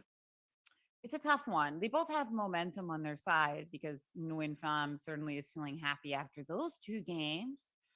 But I think I'll go with Harika for the edge because she also had some rest. You know, there's something to be said for momentum winning the tiebreak, but I think even more important is being able to relax. But we're going to find out soon enough. And here we have it, another kind of like offbeat line here where we have a double, like a fianchetto, and not a double fianchetto, but like this kind of symmetrical fianchetto where the H1A diagonal is totally occupied. And it's going to transpose into an English-like situation. B3. So all 4 bishops getting fianchetto. There you go. And total symmetry now, right? Yeah, absolutely. Well, once knight c6. If black doesn't play knight c6, then we'll get something a little different. Knight a6 played. Probably going towards c7. Maybe trying to push on d5. Yeah, smart move. Kind of breaking the symmetry. I mean, she had to do it eventually. You can't keep things symmetrical forever because if it's checkmate, you can't go checkmate. That's where the symmetry always breaks, right? Yeah. Also, a check is just breaking it. Oh, good point. But the mate is, of course, breaking it forever. So let's see. Still, it's a very balanced position. Okay, white is playing d4. Yeah, let's see. I'm curious. I'm not a fan of this kind of so extremely symmetrical position. I like always to attack and to create some disbalance on the position, but on 9 level it gets hard always to get this crazy attacking position, and so sometimes it was just a position where you need to maneuver with your piece in a better way. So e6 played, and now white has to decide how she's going to continue. I mean, she just decides to play queen to d2, just relax, not try anything too drastic. She's going to continue to improve her position, potentially with rook on f to d1 and rook to c1. That's what it's about next. Where do you put your rooks? So that's a decision for both players. And I mean, for both players, it seems likely that they'll do rook on a to c8 or rook on a to c1 and rook on f to d8 and d1. Nope, wrong. I was wrong. She plays rook a d1. You know, that's another reasonable idea. Maybe she's going to put the other rook on e1 in case she can play for e4 later. Yeah, this can be an idea. And she might be right because now the e file is semi-open. So actually, I like the fact that black is flexible still with the rook. So it's a bit later with the movement of them, but it can now evaluate the position based on what happened with the pawn structure. So I'm still not sure what is the right file for the black rooks. But maybe that the E file is opened up, so it might be a good strategy. I like for black that we have these hanging pawn structures, but not a single pair of minor pieces have been traded yet. Generally, when we have those hanging pawns, we have more space. And when we have more space, we want there to be fewer trades. So that's something I think that is in Haruka's favor. But of course, one thing I don't like about her position, the knight on A6, it's still offsides. So it's still not participating in the action. Maybe black can maneuver it through C7 towards E6. Maybe even G5 and D5, E4 eventually. It's a long trip. But black might get time for it. Let's see. So rook C8, and now the trouble is like black's position is like a little easier to play. White's the one who has to kind of come up with ideas here. And there's also things in the air like knight E4 could be super annoying. So I think it's an easier position to play for sure with the black pieces here. Yeah, I agree. And with lots of minor pieces on the board, it's not easy to liquidate this position into an endgame. And oh my God, look at the time situation, Alessia. Nguyen Pham has switched back to her old ways, and she's got 1 minute and 47 seconds. She has less than half the time of her opponent. I don't know. I think that could become really scary against a player who's as practical as Haruka. We know she's a practical player. She's not the type to try to flag you. She's going to flag you and make good moves. So I'm a little nervous about that. I agree. Queen A5 is not really attacking the knight, but the knight needs to be careful because there is behind the pawn on A7. It might be not a pawn to take because I think the queen might get trapped. But still, it's not so easy to come up with some idea for white. Oh, black changed the bishop on G7 for the bishop on B2. In exchange of that, he got a beautiful knight on E4. I don't know. It's a nice position, I think, for black, but it's not so easy to. There's not a straightforward. Black needs to work on it, put pressure, and still. Rook to D1.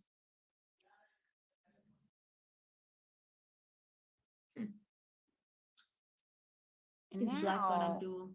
I mean, the queen doesn't have that many squares. I'm a little nervous. Like it can't go back. Well, now it can go back to E1. Okay, but still, really, white position. There is not something concrete, probably. White position is all right. But it's clear with the player that is playing with some ideas, some is trying, and instead white is pretty passive. I guess you would take black here, right? I think so. I mean, certainly considering that black has an extra minute, no brainer there. But even without that, I think so. Although I did kind of like it when that queen was sitting on A5 because it didn't really seem to be attacking anything, and I thought it could be a little vulnerable. So she stuck the knight back on B4, and that does hit the pawn on A2. I'm not sure if it's a good pawn to take because the pawn on A7 could be hanging in a skewer. But she's asking the question. A3 played very quickly.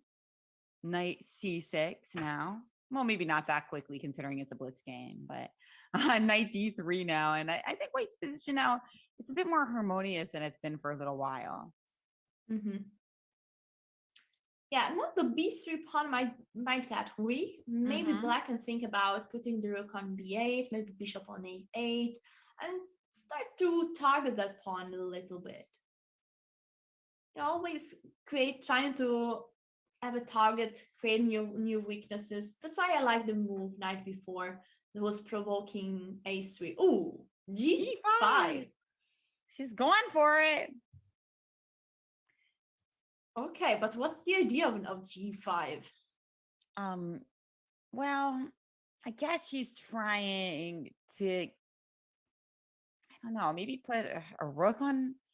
She could try a rover like rook d6 coming into h6, but for the moment, it seems a little too ambitious. She just played knight to e5. What's going on there? Knight e4.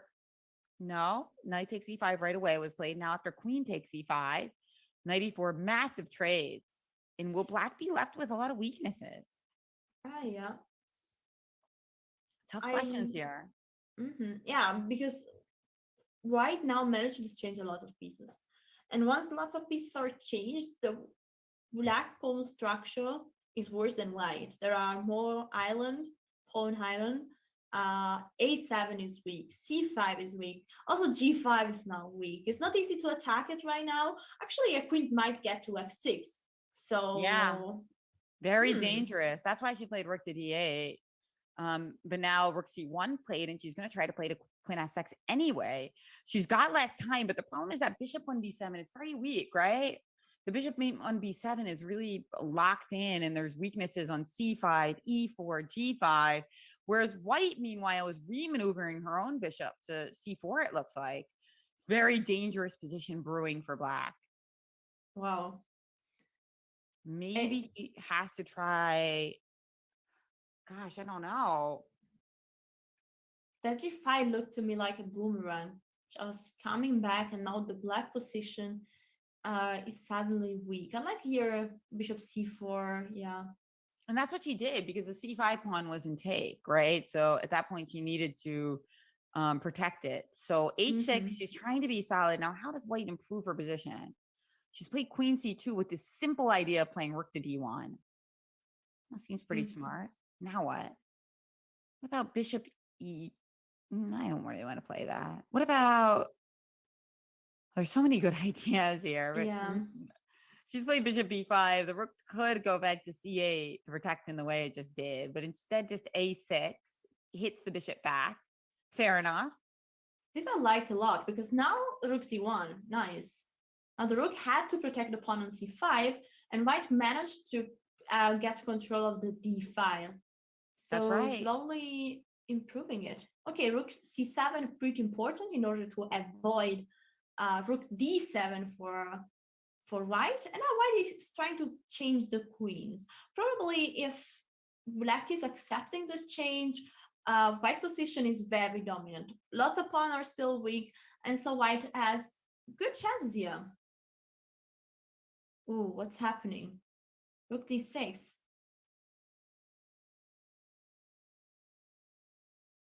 White has a good position, but is it going to be enough to win? She's got a really nice rook, and she's got a beautiful bishop, but she needs to get in the king in order to really make this everything that it could be. Can she do it? 7 seconds left on the clock. Look at the pawn on h4, very weak. Can black get any counterplay here? Rook g7. There it is. G7. Yeah. She got that crucial counterplay. She took the pawn so that she could play king h3. Ooh. Oh my, the pawn on b3 is suddenly falling. And the pawn on c5 is running fast. Oh no. Promotion. And black's gonna win all of a sudden. She won on time. What a turnaround. That rook trade turned out to be horrible news for white because she was the one with the active rook. The ever alert Harika Jonavali now only needs a draw to win and advance into the main bracket of the Women's Speed Chess Championships. Can she do it? Remember our last match like this, it was a win for black and then another win for black. So Nguyen Pham just has to do that again. Yeah. Although last time I think she won the first game with black and then she lost. So, okay, she has to do the reverse of what she did in her game against Polina Shuvalova. Yeah. She absolutely need to come back right now. Okay, Harika is in a very good moment, I would say. White with it's true that draws are not really something here, but she's setting up a very solid position. I think she can make solid moves just trying to get pieces out, castling, control the center. And yeah, and look what Fam is doing. She has to take all the risk in this position.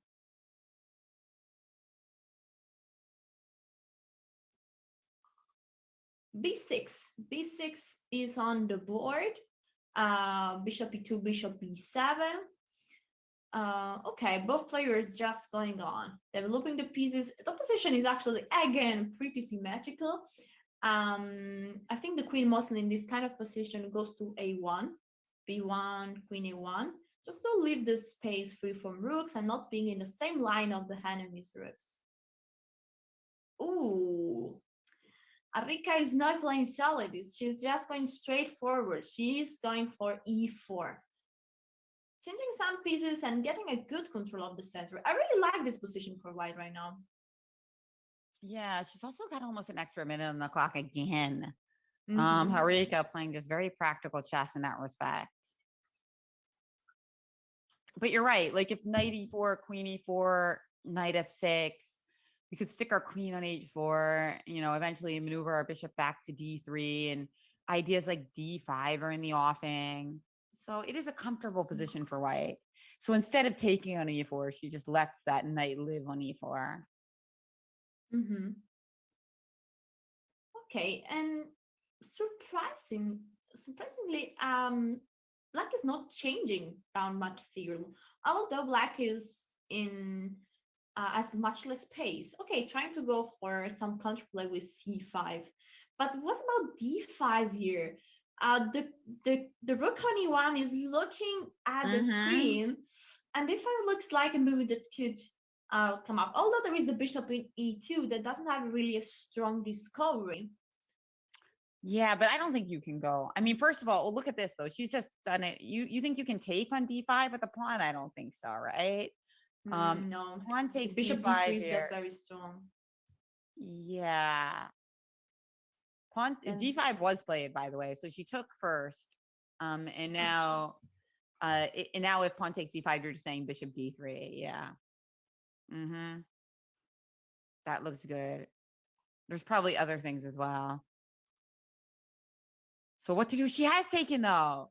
So now it's become quite concrete. What is the best move here? I was also wondering about just pawn takes d5, because how can you recapture? You can't recapture with the bishop because the bishop takes f6, just winning a piece, right?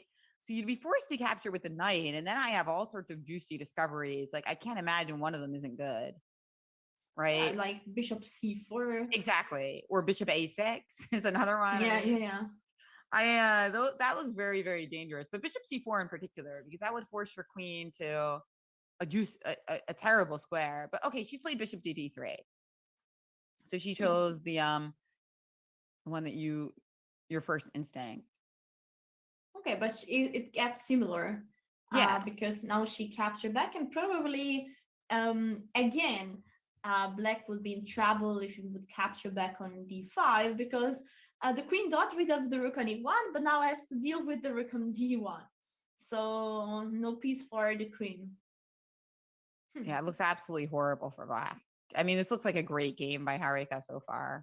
Yeah. I don't know what she can do here. I mean, g6 is just suicidal in terms of squares. Queen c3 probably wins right away. So she played h6 because that looks a lot less terrible than g6. But everything is beautiful in this position for white. White has their pieces exactly where they want to be. And she's played bishop f5, a very attractive move. What can you even do here? Like, do you have to give up the exchange? I mean, because after rook c7, d6, right? Yeah. Wow. No, I think Harika is going to 2-0. I think she's going to get that spot. I mean, losing this game would require her to really mess up, and she's played flawlessly so far. So it's hard. It's hard. It's very tough here to imagine.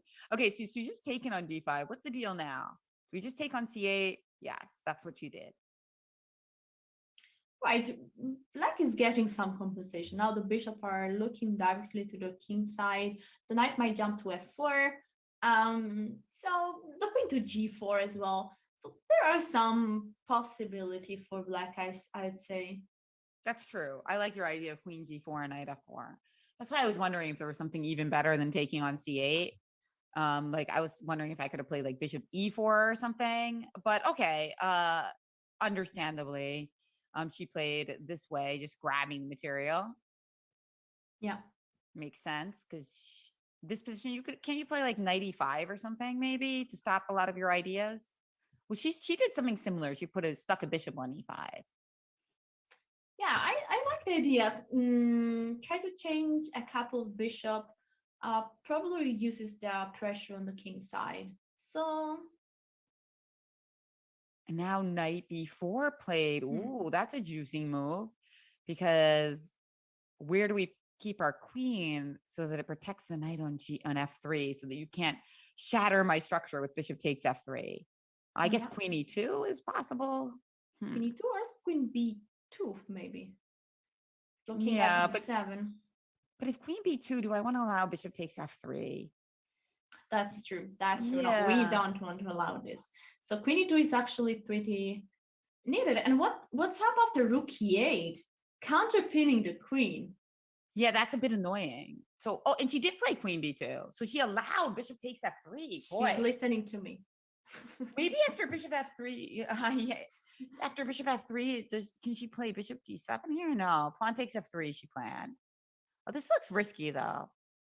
I'm sure she would go back in time and choose a different idea now if she'd known that she was going to get this position. Yeah, probably. Because we had everything under control earlier. Now it seems a little messy. Exactly what she doesn't want when she knows that she just needs that draw to qualify to the next round. Yeah, but maybe now white could use the g file to get some counterplay. King h1, rook g1, or also going directly with rook e4, rook g4. True. Although, what's going on with queen h3 ideas? She's played rook e4, like you suggested. And meanwhile, that knight on a2 is offsides. That could actually come to haunt black. Maybe winning that pawn on a2 wasn't worth it. Yeah. The pawn is very far away, and the knight is a slow piece. It's going just few squares at a time. So in order to get back into the game, it requires time. Okay, now lots of squares are weak. Queen to e7, threatening mate. I think. Oh my god! If rook f7, there is rook d8. Exactly. This is just dead. I mean, she has to play g5. No, I mean g5, rook d7 resigns, right? This is it. The major pieces again. We've seen this from Harika Dronovalli, using the major pieces to punish her opponent.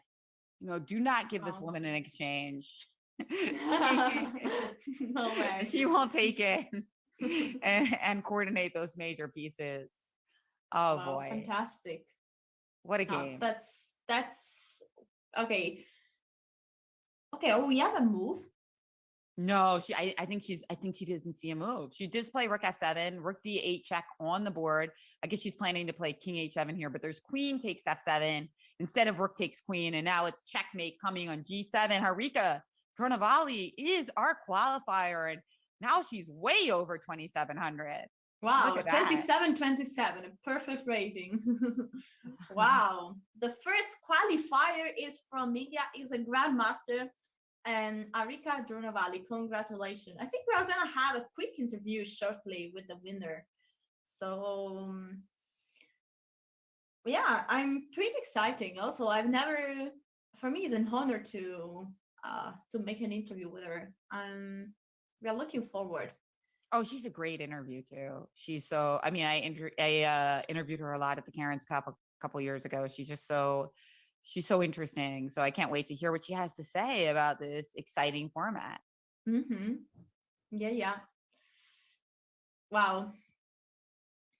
No, that's really great. I'm guessing if we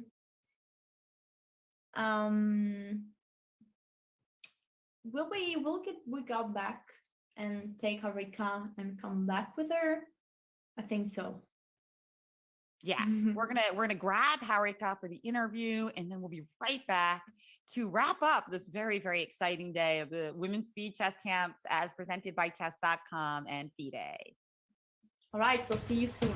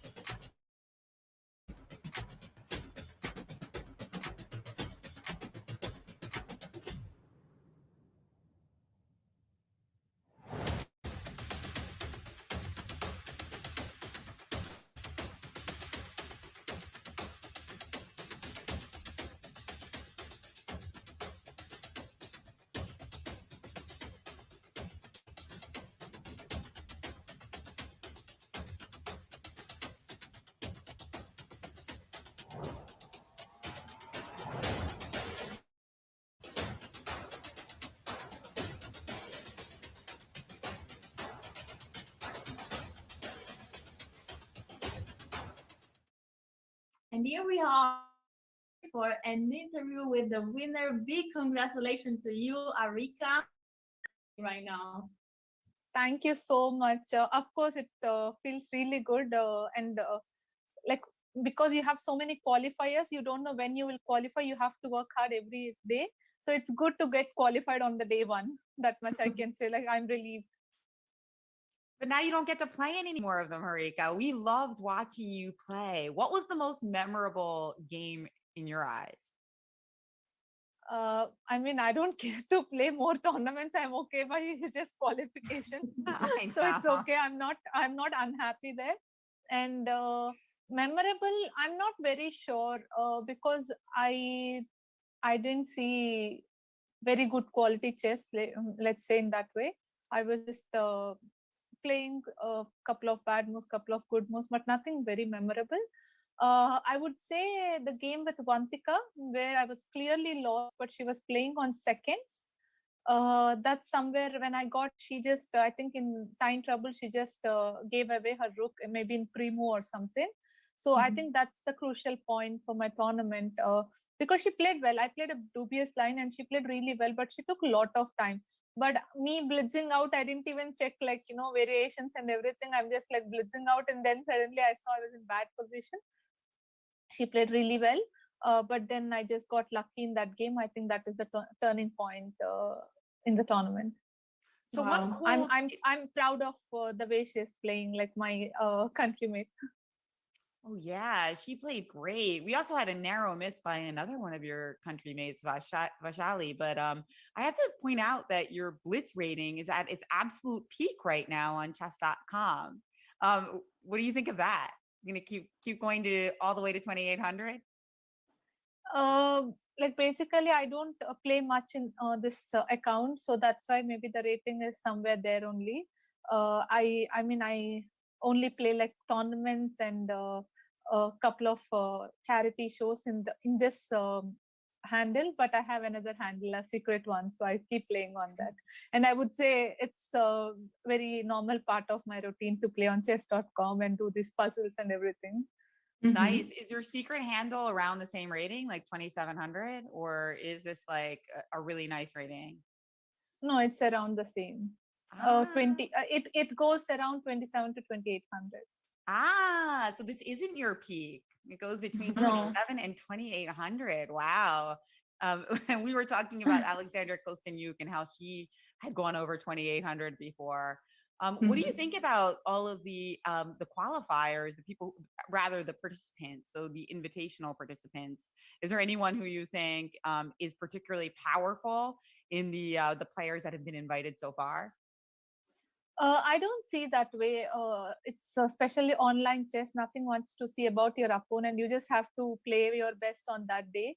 So anyone can be strong on the particular day. It's all about moving the mouse fast and to not make bad moves and just to be good on the particular day. So I won't say like one particular opponent, but everyone is strong. Like every single person, even who is playing in qualifiers. I had narrow misses in the first two games. I don't know whom I played. So definitely everyone is strong online, like stronger online. So I cannot particularly say one opponent. Happy that you point out that speed chess is about moving fast and making good moves. I wanted to ask you, do you have any particular approach different than classical chess in speed chess? Do you try to look always for the best move, or sometimes you say, okay, let's just make an okay move, a good move? How do you approach to speed chess? I just try not to get into time trouble, like the peaks of time trouble where you play in seconds. That is something I avoid. I just try to play faster and just to keep playing some position, not to make bad moves, just to keep playing a normal position and somewhere have more time than your opponent.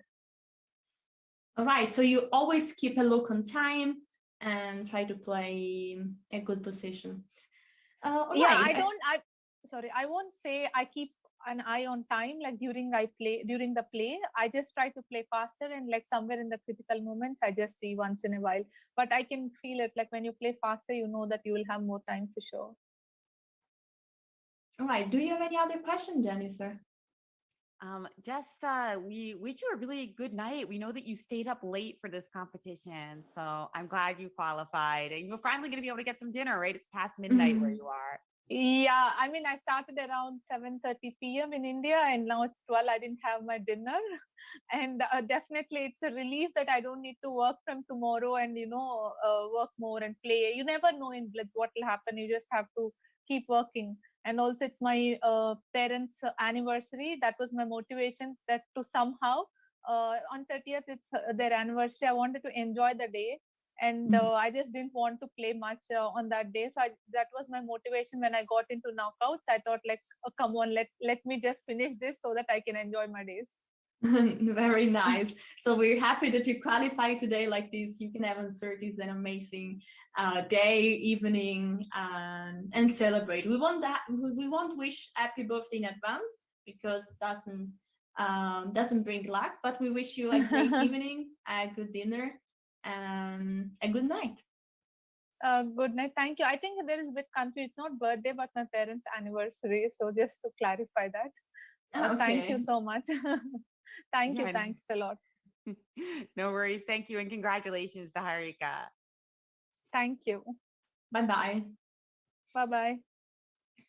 Harika Dronavali, our first qualifier. Gosh, it's hard to qualify. I mean, that's incredible. That's almost as difficult as, I mean, it's almost as difficult as actually winning the whole event, right? I mean, you have to get through the Swiss and then you have to get through the 8-player knockout. I mean, that's really tough. So yeah, exactly. It also took lots of time. I mean, it's nearly 5 hours. Exactly. So, yeah. So an intense day for her, and she'll be able to enjoy her family time in a couple of days. And yes, and Alicia, it was so fun to work with you. I really enjoyed it so much. It's been a while since I got a chance to be on stream with you, and I loved working with you. So thank you. Thank you so much, Jennifer. I've learned a lot about commentating chess from you. You're really always a great example for me. But before leaving, I think it's good to remind that the qualifiers are not over. We're going on every day from tomorrow, after tomorrow, and we're going to have up to 8 qualifiers. And every qualifier will, at the end, play in a 16 players tournament with lots of strong women in the chess world. Also, one important thing to point out is that the time control will be always different. Tomorrow will be faster. After tomorrow will be bullet. And so it's going to be really, really exciting. Okay, we have here the card with all the already invited players. You see they're all big names in the women chess. We have Conero, Lagno, Anna Mutsichuk, and Irina Crash from USA, Antonova Stefanova, Alexandra Kosteniuk, and Grandmaster Tingia. I hope to pronounce it right. And okay, and today we also have Arika. So we have one more player already ready for this Women's Speed Chess Championship. Wow, it's been a long day, a long event. I think we are at the very last moments. Yes, thank you so much, Alessia. Great day. Thank you so much to chess.com and FIDE for putting all the support into the top female players. And not only that, but really letting any titled female player have a chance today. And we saw that there were some underdogs that were very close to making it to the final, but it was one of the favorites who got it done, Harika Dronavali, joining her her countrymate Humpy Conero as one of the confirmed finalists. Yeah, so the next days are going to be as exciting or even more exciting than this, because the spots are starting to be less and less. So maybe other player will start to join. We don't know. And so thank you so much, Jennifer, for hosting this with me. And thank you, the chat, for following us. Thank you, chess.com, for organizing this beautiful event for the women chess. And yeah, we wish you a great day, a great evening, day, night, wherever you are in the world. See you. Good night. Good day, everyone.